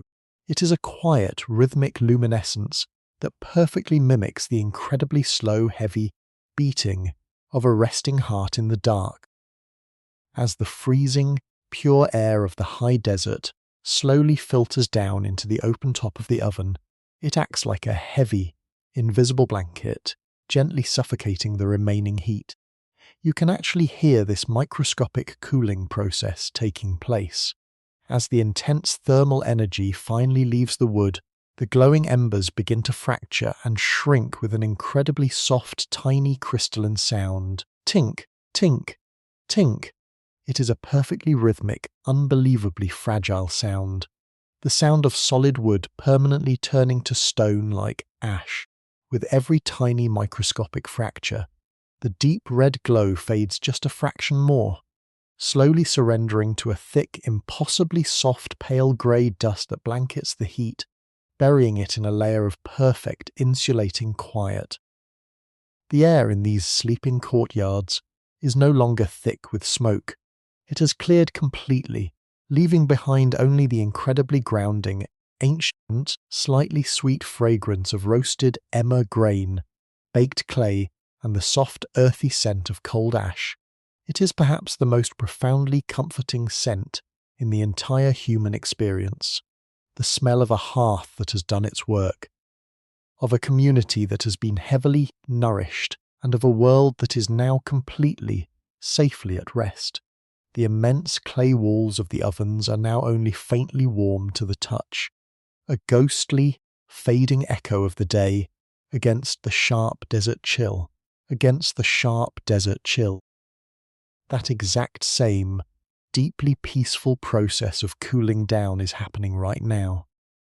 Within your own resting body, all day long your internal fires burned with a bright, intense, demanding energy. You moved, you worked a frantic heat into the world, and you radiated a frantic heat into the world. But now in the deep, protective sanctuary of the dark, your own fires are beautifully, naturally dying down. The bright, sharp flames of your waking consciousness have completely faded into a soft, quiet, perfectly contained ember of pure, effortless existence. The thick, heavy, pale grey ash of profound exhaustion is settling gently over your tired muscles, perfectly insulating you, perfectly protecting you, and completely smothering the last remnants of the day's stress. You are cooling down, slowing down, and sinking heavily into the incredibly soft, quiet dust of a deep, ancient, and unbroken sleep. At the far southern edge of the sleeping grid of Heit el-Ghurab, perfectly shielded from the creeping river mist by a towering curved wall of thick mud brick, lie the vast, open-air enclosures of the royal corrals. During the deafening, sun-scorched hours of the waking day, this was a place of immense, trembling kinetic energy. Here stood the massive horned beasts of the delta, the great muscular oxen tasked with the impossible, back-breaking labour of hauling the multi-ton granite blocks across the friction-heavy sand. Their broad, heavy chests and thick, corded necks bore the brutal, unyielding weight of the heavy wooden yokes, straining endlessly against the raw, crushing gravity of the earth. But now, in the deep, freezing quiet of the midnight hour, this monumental physical struggle has been entirely beautifully paused. The heavy wooden yokes have been lifted from their tired shoulders, where the thick braided hauling ropes have been completely untied and coiled away. The great corral is a sanctuary of profound, overwhelming stillness, illuminated only by the faint silver glow of the descending stars. If you were to walk silently along the thick mud brick wall and peer gently into the dark enclosure, you would witness dozens of these immense creatures lying heavily on the soft, dry earth. They are not standing. They have completely surrendered their staggering weight to the ground. Their incredibly thick, muscular legs are tucked safely beneath their immense, warm bodies, and their heavy, horned heads rest quietly on the swept dust. The sound of their collective resting is one of the most profoundly soothing, deeply entire ancient world. It is Salwat. It is a slow, wet, heavy rumble, a vast, synchronized chorus of deep, resonant exhalations breathe in the freezing, pure air of the Sahara night. Their massive rib cages expand with a slow, powerful grace, and as they exhale, they push the air out through their wide, dark nostrils with a long, incredibly low, fluttering sigh. Huff, followed by a long, beautifully heavy pause. Huff, huff. It is the sound of absolute, unadulterated physical release. You can actually feel the immense, heavy vibration of their breathing, travelling slowly through the cold bedrock, moving like a slow rhythmic tide beneath your own feet. Occasionally, in the deep echoing silence, you might hear the incredibly soft muffled sound of a heavy hoof gently shifting in the loose, dry dirt, just a dull, deeply muted thump, before the great beast settles even deeper into its heavy, motionless slumber. The air in the corral is perfectly still and wonderfully thick, with the most deeply comforting, earthy scents of the ancient world. It smells of dried river grass brought up from the quiet marshes, the sweet, faint aroma of crushed emmer wheat, and the deep, radiating, musky warmth of sleeping animal hide. This is the scent of primal safety, of nature entirely at rest, completely untouched by the endless, stressful, complex demands of the human mind. As you lie perfectly still beneath your heavy, unbleached linen sheet, allow your own tired body to completely mimic the profound, heavy surrender of these great beasts. All day long, you too have carried a heavy, invisible yoke upon your shoulders. You have pulled against the incredible friction of your waking life, straining your own muscles and carrying the exhausting, invisible weight of your daily responsibilities. But now, in this ancient, deeply protected dark, that heavy yoke has been completely and permanently lifted. The ropes that pull you toward tomorrow have been entirely severed. You do not need to be strong right now. You do not need to hold yourself upright. You can completely surrender your exhausted weight to giving earth below you. The kbumdru. Let your chest expand with a slow, heavy rhythm, perfectly synchronized with the sleeping giants in the dark, and as you exhale, let out a long, silent sigh, releasing absolutely every last ounce of tension, sinking heavily and beautifully into the pure, dreamless peace of a perfect, dreamless rest. Moving silently away from the deep, rhythmic breathing of the great oxen in the southern corrals, your unburdened awareness drifts effortlessly back toward the very center of the sleep.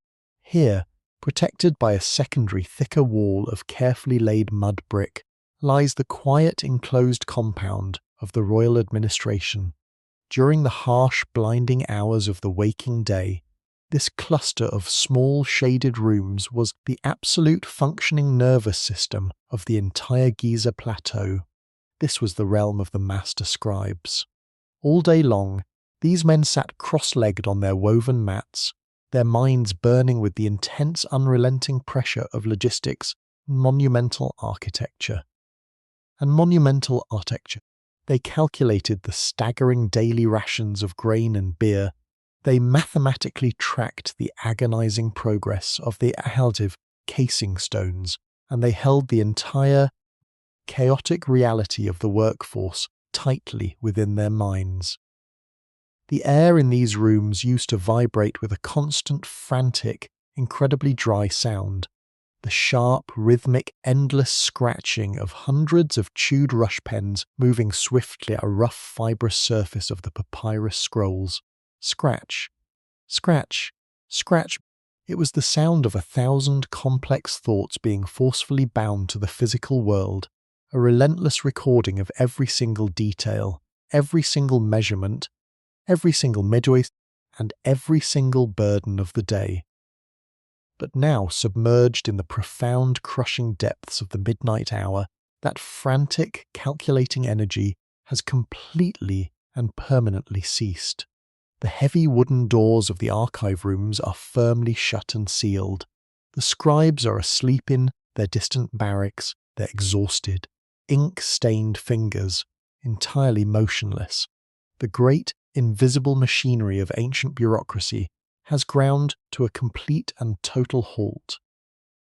If you were to gently push open one of those heavy doors and step into the pitch-black room, rows of small wooden scribe-S pallets, resting on the swept earthen floor. Welcome. Focus your resting mind on just one of these palettes in the dark. It is a simple, rectangular piece of deeply polished cedar, incredibly smooth from years of constant handling. Carved into its surface are two small circular depressions, one holding red ink, the other black. The black ink is a masterpiece of ancient chemistry, created from the incredibly fine, powdery soot of burnt acacia wood, carefully mixed with clear river water and the sticky, sweet-smelling gum of the acacia tree. During the chaotic hours of the day, this ink was a wet, dark, fluid medium, constantly moving, constantly pressures of the waking world, constantly immense pressures of weight. But now, in the freezing, absolute stillness of the desert night, a beautiful, microscopic transformation has occurred. The cold, dry air of the Sahara has gently swept over the tiny circular well slowly, and methodically drawing out every last drop of moisture. The wet, frantic ink has completely dried. It has hardened into a solid, perfectly smooth, undisturbed cake of pure black carbon. It is utterly dry. It is entirely motionless. It cannot write. It cannot record. And it cannot remember. The incredibly complex, heavy ledger of the day is permanently closed, and the ink of the ancient world is completely at rest. The air in this dark, sealed room is perfectly still and heavily saturated with the deepened, ancient scent of dried papyrus reeds, old wood, dusty earth, and the faint, sweet memory of dried plant resin. It is the scent of a mind, a space where no more thinking finished its work, a space where no more finning is required and no more problems need to be solved. That exact same profoundly beautiful drying process is happening right now, within your own exhausted mind. All day long, your internal scribe has been working furiously. You have been constantly calculating, measuring, remembering, and tracking the endless, heavy details of your waking life. Your mind has been a wet, frantic ledger of responsibilities and worries, constantly writing and rewriting the script of your day. But now, in the deep protective sanctuary of this ancient dark, you are completely allowed to put the wooden pallet down. You do not need to calculate tomorrow, and you do not need to review the heavy math of today. The cold, peaceful wind of the night is sweeping gently across your mind, drying up the wet, frantic ink of your thoughts. Feel that heavy, calculating energy slowly solidifying, turning perfectly smooth. The ledger of your day is closed. The heavy wooden chest is locked. There is absolutely nothing left to record, nothing left to track, and nothing left to remember. You are simply existing in the quiet dark, completely unburdened, beautifully empty, and sinking heavily into a profound, thoughtless sleep. Moving silently away from the sealed, dark rooms of the scribes, your peaceful awareness drifts across the sleeping city grid, settling deeply into the heavily soot-stained alleys of the artisanous quarter. This is the domain of the coppersmiths and the royal tool sharpeners.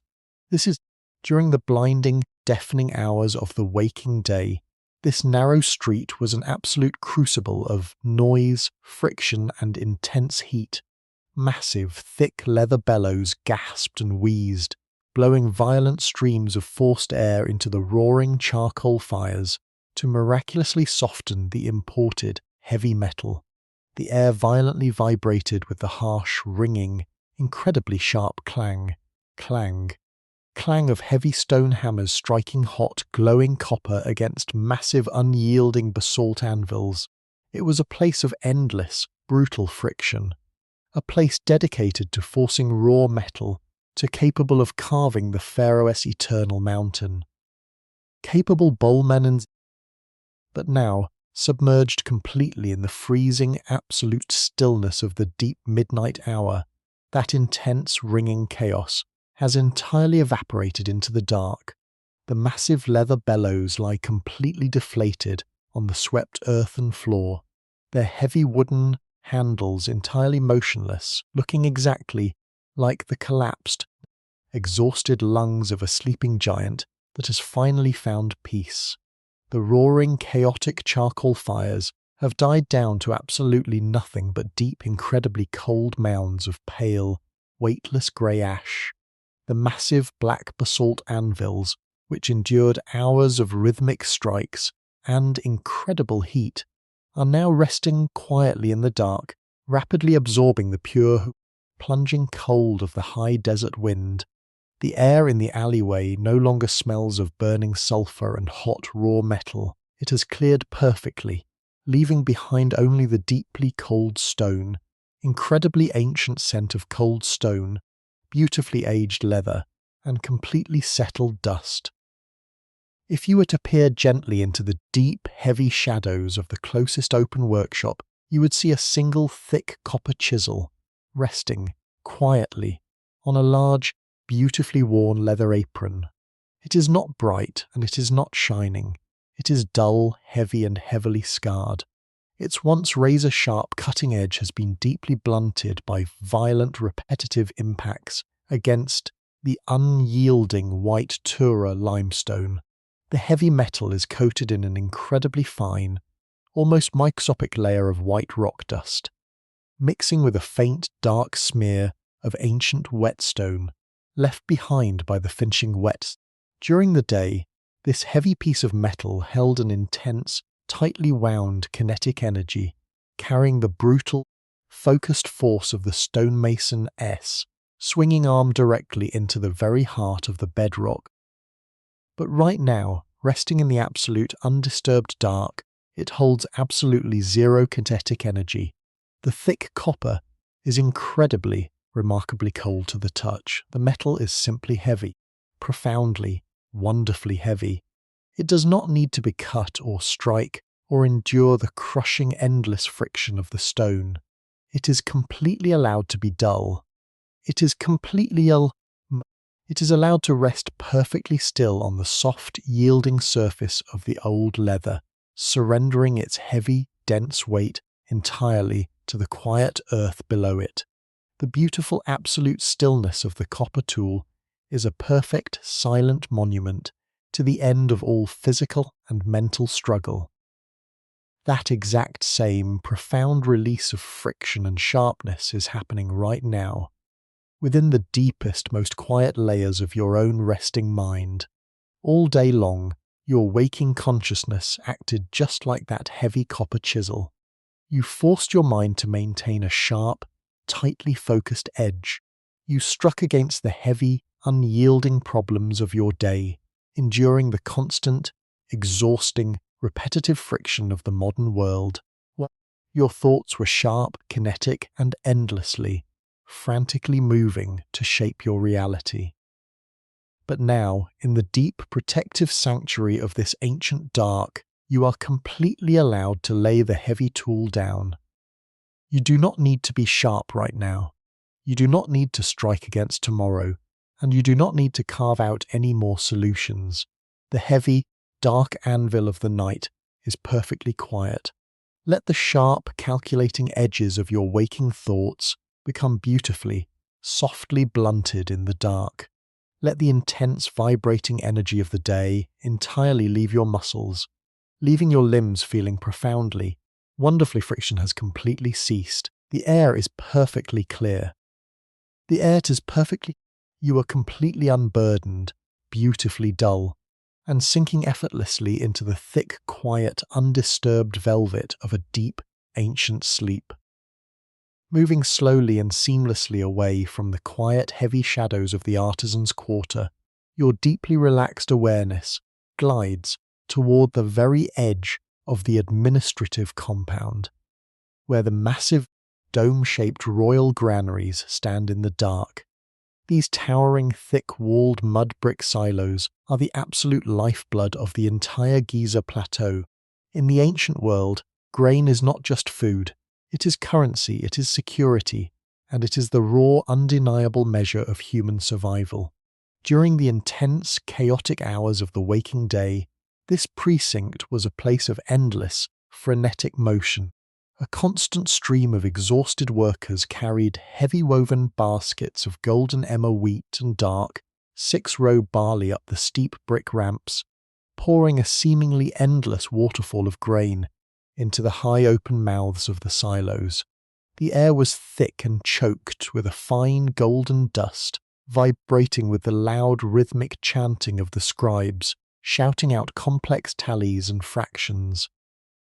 But now, submerged perfectly in the absolute crushing depths of the midnight hour, the massive granaries are entirely, profoundly silent.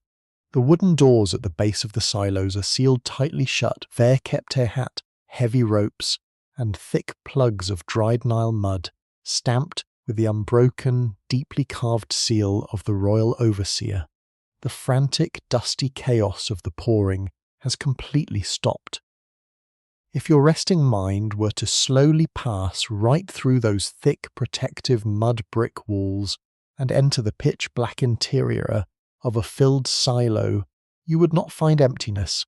You would find an ocean of profound, unimaginably dense weight. Millions upon millions of individual grains of emmer wheat are packed tightly together in the absolute dark, rising in a massive heavy slope from the curved floor all the way up to the domed ceiling. Zoom in with the soft, unfocused eye of your imagination onto a single microscopic grain of that ancient wheat, buried deep within the crushing, silent mass. It is a tiny, perfectly formed oval, encased in an incredibly dry, hard protective husk. Within that tiny shell holds the miraculous, tightly coiled potential for life green shoots and future harvests. But right now, in the dry, freezing, oxygen-thin environment of the deep silo, that potential is completely, beautifully paused. The grain is entirely dormant. It is not trying to grow. It is not seeking the sun. It is not pushing roots into the wet earth. It is simply resting, perfectly suspended in time, perfectly safe in the dark, surrounded and supported by millions of others exactly like it. The sheer physical weight of this dormant ocean of grain is deeply comforting. It represents absolute security.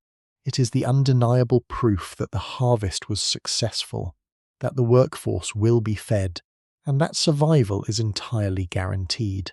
The air inside the silo is incredibly dry and heavily saturated with the deep, warm, profoundly nourishing scent of baked earth, sun-dried hugs, and the ancient sweet promise of abundant bread. It is a smell that signals to the deepest, most primal parts of the human brain the stores are full, and there is absolutely nothing left to worry about. Hwag, and that exact same profound state of dormancy and absolute security is settling right now vekep over your own exhausted body and mind. All day long, you have been out in the harsh, demanding fields of your waking life. You have been growing, producing, striving, and expending your vital energy to build your own harvest. But now, safely enclosed in the deep, protective sanctuary of this ancient dark, you are completely allowed to stop growing. You do not need to produce anything right now. You do not need to reach for the sun. And you do not need to sup yourself any further. You are completely allowed to enter a state of total, beautiful dormancy.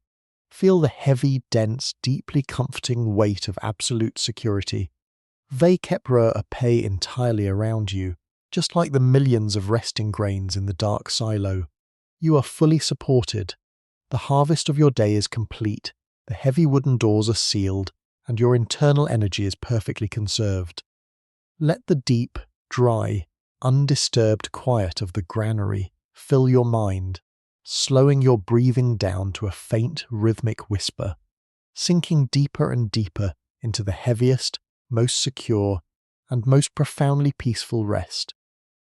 Moving seamlessly down from the high, heavily fortified walls of the royal granaries, your drifting, completely untethered awareness descends slowly toward the very edge of the plateau, where the monumental, sloping limestone retaining walls meet the vast, dark, glassy expanse of the inundated harbour. During the blinding, shouting hours of the waking day, this deep water port was the incredibly chaotic, violently energetic receiving ground for the entire ancient world.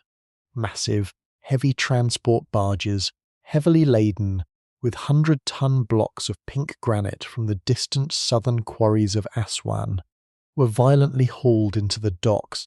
The air was a frantic, deafening storm of snapping sails and the heavy rhythmic splashing of hundreds of massive wooden oars tearing through the river currents, car boats.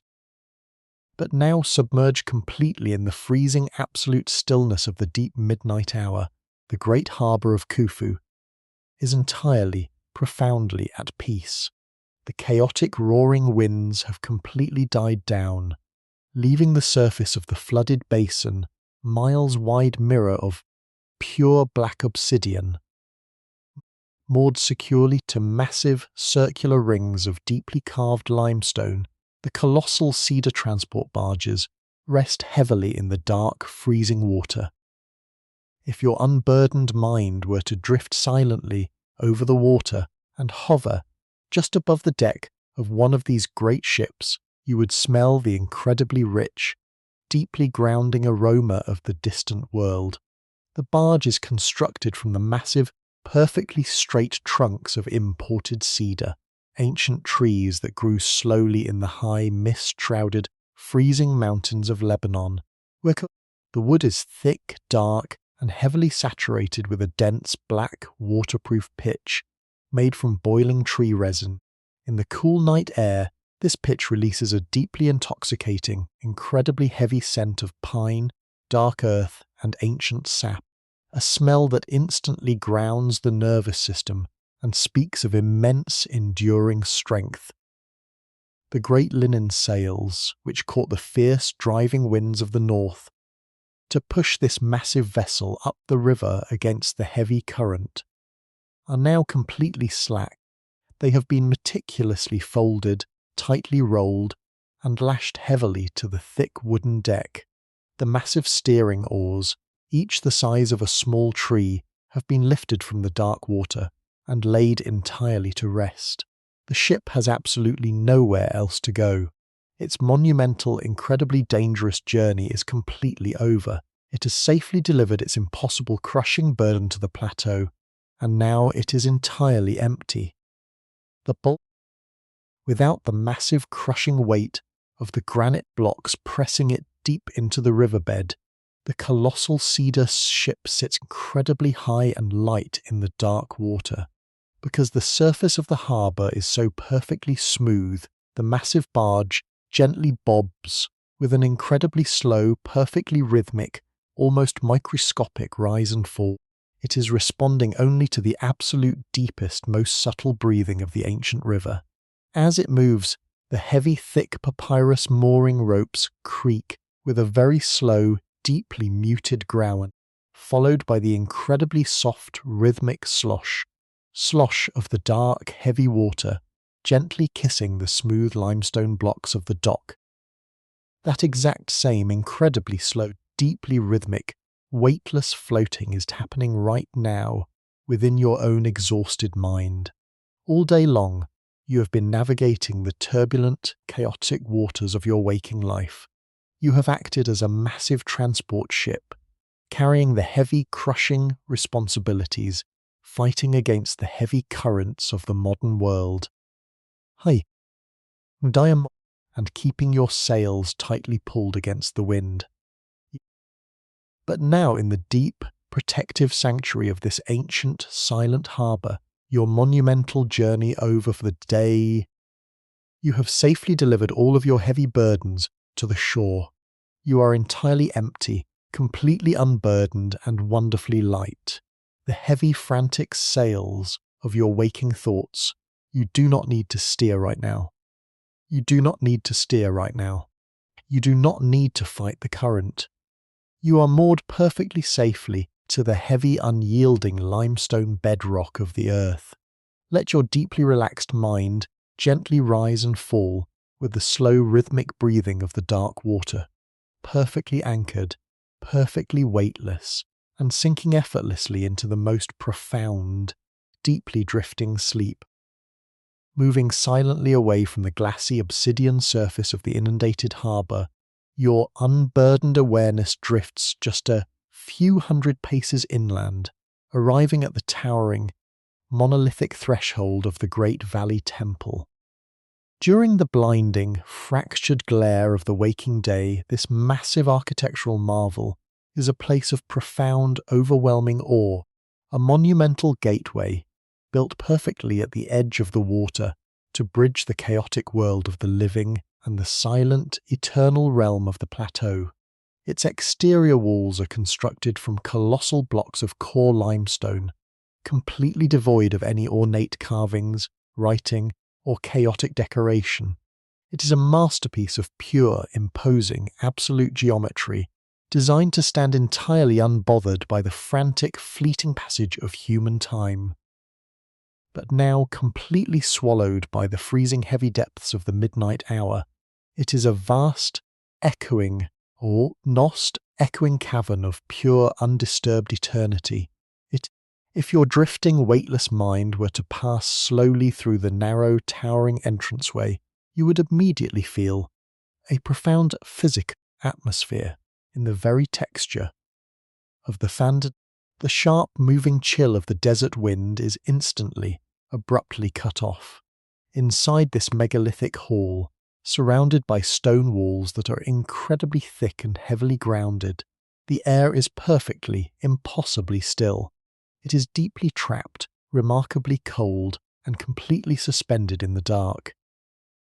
Rising up from the dark floor, disappearing into the pitch-black shadows of the incredibly high ceiling, are dozens of massive, perfectly square pillars. These are not built from the soft, porous local limestone. They are single, solid, unbroken monoliths of deep red granite, quarried from the fiery volcanic bedrock of distant Aswan. During the day, they gleam with a heavy, crystalline polish, but tonight, in the absolute absence of light, they are simply towering pillars of pure, crushing gravity. If you were to press your tired, warm cheek against one of these massive granite columns, it would feel incredibly smooth, completely frictionless, laboriously polished by master craftsmen, using abrasive sand and heavy leather until the brutal igneous rock felt exactly like cold, wet glass. The stone is profoundly, shockingly cold to the touch, instantly drawing any frantic heat directly out of your skin and grounding it deep into the silent foundation of the earth. Where beneath these towering, immovable pillars, the floor of the great hall is paved entirely with massive interlocking slabs of Egyptian alabaster. This beautiful, milky white calcite stone is highly translucent and incredibly smooth. In the very centre of the hall, a single incredibly faint shaft of silver starlight filters down from a narrow angled roof, striking the polished alabaster floor. Not the smooth stone catches that tiny, microscopic fraction of light, absorbing it and glowing with a soft, pale, deeply hypnotic luminescence in the dark. The alabaster feels like frozen milk underfoot, entirely seamless, perfectly level, and beautifully, deeply cool. The perfectly still air in this vast silent space carries the deepest, most subtle grounding fragrance, a pure mineral scent of cold, ancient rock, mixed with the incredibly faint, ghostly memory of crushed myrrh and sweet frankincense from a long-forgotten ritual. That exact same profound sensation of smooth, unyielding, eternal stability now over the vast internal architecture of your own resting mind. All day long your thoughts were frantic and chaotic, constantly bouncing off the uneven, stressful, deeply demanding walls of your waking life. But now, in the deep protective sanctuary of this ancient dark, you have finally entered the great silent temple of your own deep sleep.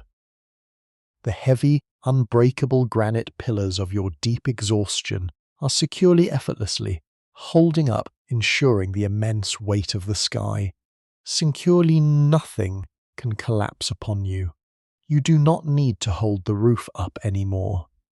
The floor of your consciousness has become perfectly, beautifully smooth, polished entirely clean of all waking worries, all anxieties, and all frantic vibrating energy. There is absolutely nothing left to trip over in the dark. There is no friction, no resistance, and no problem left to solve.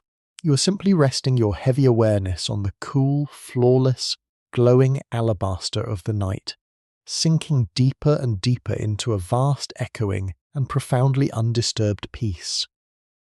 Ascending silently from the perfectly smooth, glowing alabaster floors and the heavy, immovable granite pillars of the great hall, your deeply relaxed awareness floats upward, passing through the massive stone ceiling, emerging finally onto the vast, flat, monolithic limestone roof of the valley temple. Up here, completely removed from the deep architectural shadows of the earth, you are entirely exposed to the staggering, unimaginable scale of the ancient desert sky. Because the freezing night air is completely devoid of moisture, smoke, or the frantic dust of the day's labour, the atmosphere is flawlessly, perfectly transparent. The sky does not look like empty space.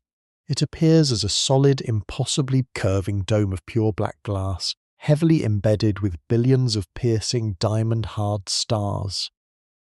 Arching massively across this perfectly silent black dome is a thick, glowing, incredibly heavy band of pale silver light. It is the Milky Way, known to the ancient master builders as the celestial Itaru, the great river of the night sky. Just as the dark, heavy waters of the Nile Eplove kept silently through the valley below, this vast river of stars flows endlessly across the cosmos.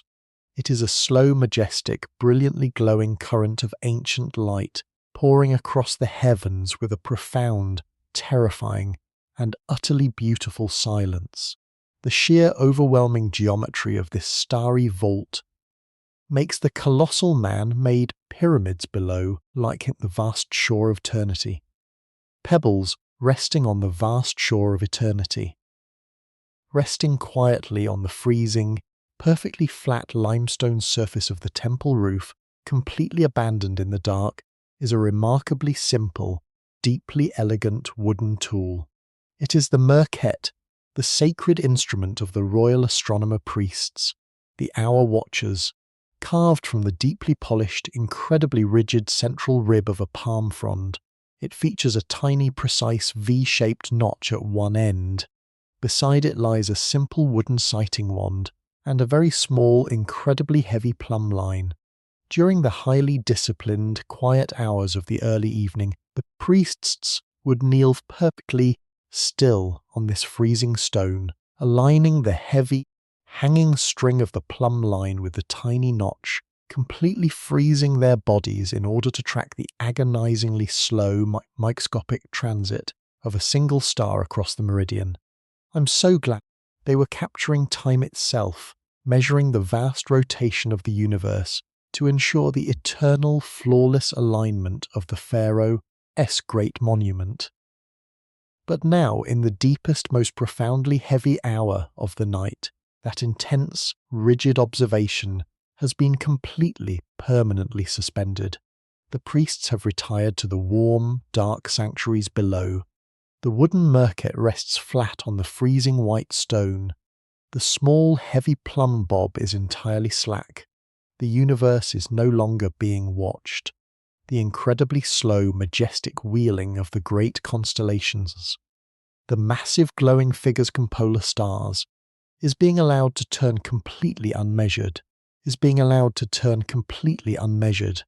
entirely unrecorded and beautifully unbothered by the frantic, calculating minds of men.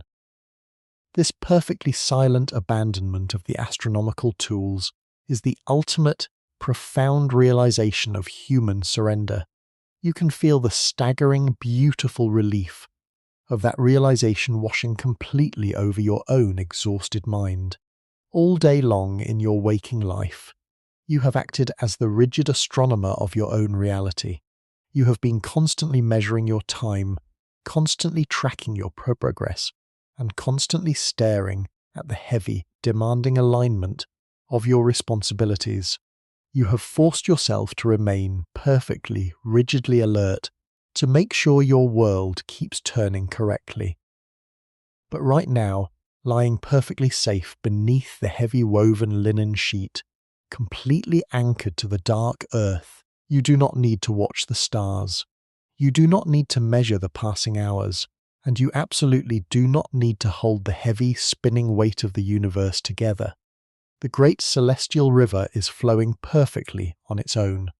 The earth is turning with a smooth, silent, frictionless grace, carrying your heavy, exhausted body through space without requiring a single ounce of your effort.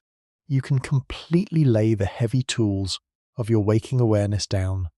Let the vast, silent, unmeasured perfection of the cosmos rotate endlessly above you, while you sink deeper and deeper into the absolute, crushing, and profoundly beautiful gravity of a completely thoughtless sleep. Descending slowly from the vast, freezing, and perfectly unmeasured ocean of the starry night, your deeply anchored awareness drifts down toward the absolute center of the Giza Plateau, settling finally upon the staggering, unimaginable mass of the great monument itself. Under the pale, silver wash of the moonlight, the pyramid is no longer a chaotic, roaring mountain of human labor.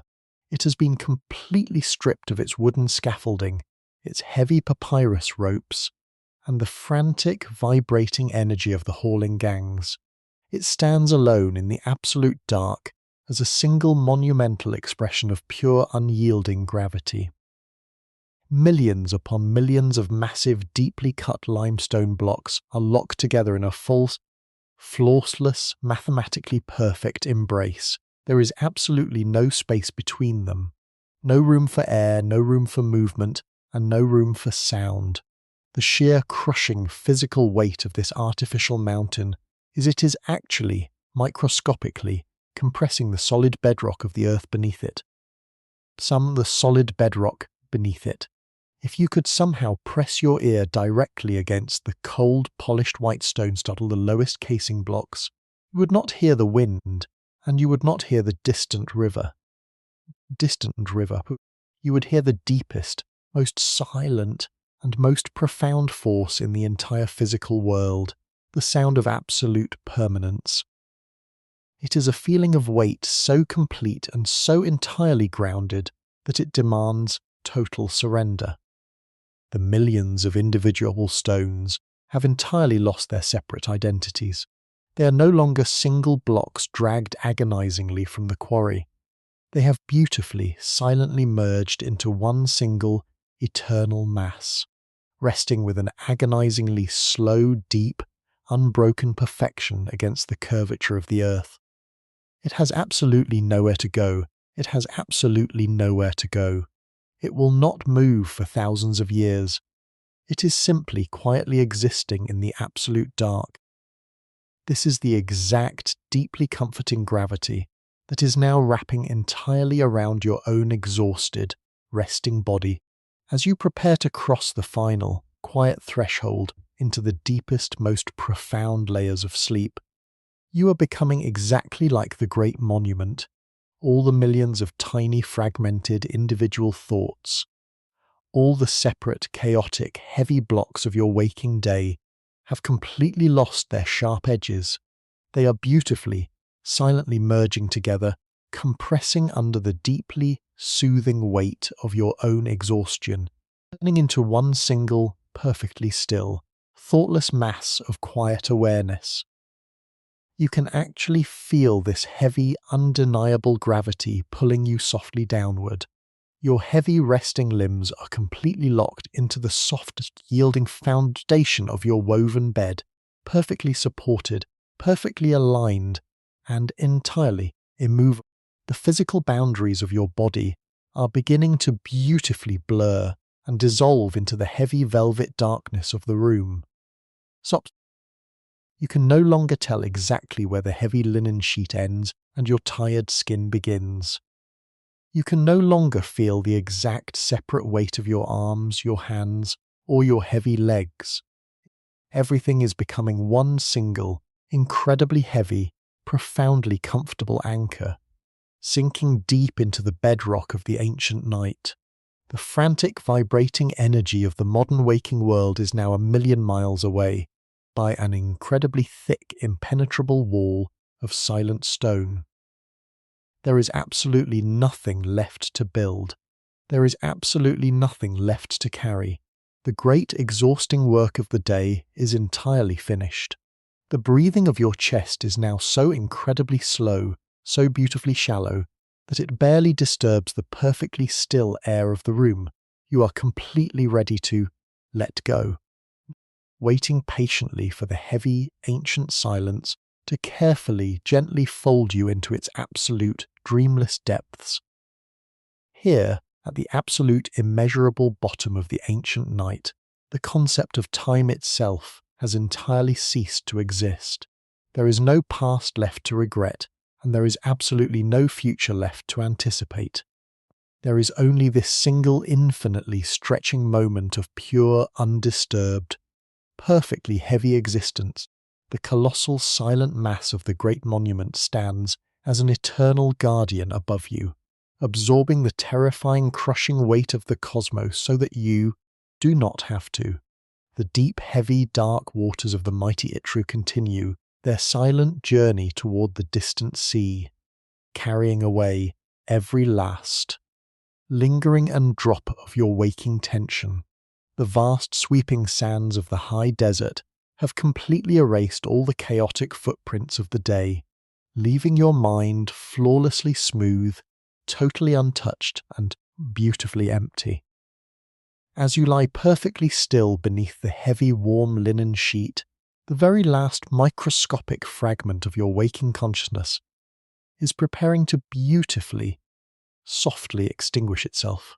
Imagine that final, lingering awareness as a single incredibly tiny glowing spark of golden light resting gently upon an infinite, completely black water, pure, pitch-gore water.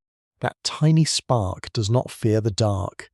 It does not fight to stay lit, and it does not struggle against the heavy, overwhelming tide of sleep. It simply, peacefully accepts that its time for burning is entirely over. Watch that tiny spark in the deep, unfocused eye of your resting mind. With every incredibly slow, beautifully shallow exhalation of your breath, the spark grows slightly dimmer. It fades from a warm gold to a soft bruised red to a deep, quiet glowing ember, and then with one final, deeply surrendering release of your breath, the spark silently touches the heavy dark water and completely, flawlessly dissolves into the absolute blackness. The exact moment that spark vanishes, the transition is absolutely complete. You have crossed the final, quiet threshold. The physical boundaries of your body have entirely melted away, completely merging with the profound, unyielding gravity of the ancient earth. You can no longer feel the difference between the heavy, woven mattress beneath you and the heavy, relaxed muscles of your own back. You are the cold, silent stone. You are the slow, dark river. You are the perfectly still, heavy air trapped within the massive, sealed chambers of the plateau. Listen to the absolute silences of this space. It is not an empty, terrifying void. It is a rich, thick, heavy velvet blanket of profound protection. Inside this incredible darkness, you are entirely shielded from the demands of the universe. There are no heavy stones to drag, and no complex calculations to make, and no harsh, blinding sun to endure. You are perfectly, undeniably safe. The ancient world has completely locked its massive, heavy doors, not shutting out all the chaos and all the friction of reality. Your breathing is now a completely involuntary, barely perceptible rhythm, a microscopic rise and fall that silent mirrors the deeply buried, silent heartbeat of the earth itself. The incredibly dense, heavy ash of complete exhaustion has settled perfectly over your mind. insulating every single thought. You are drifting downward.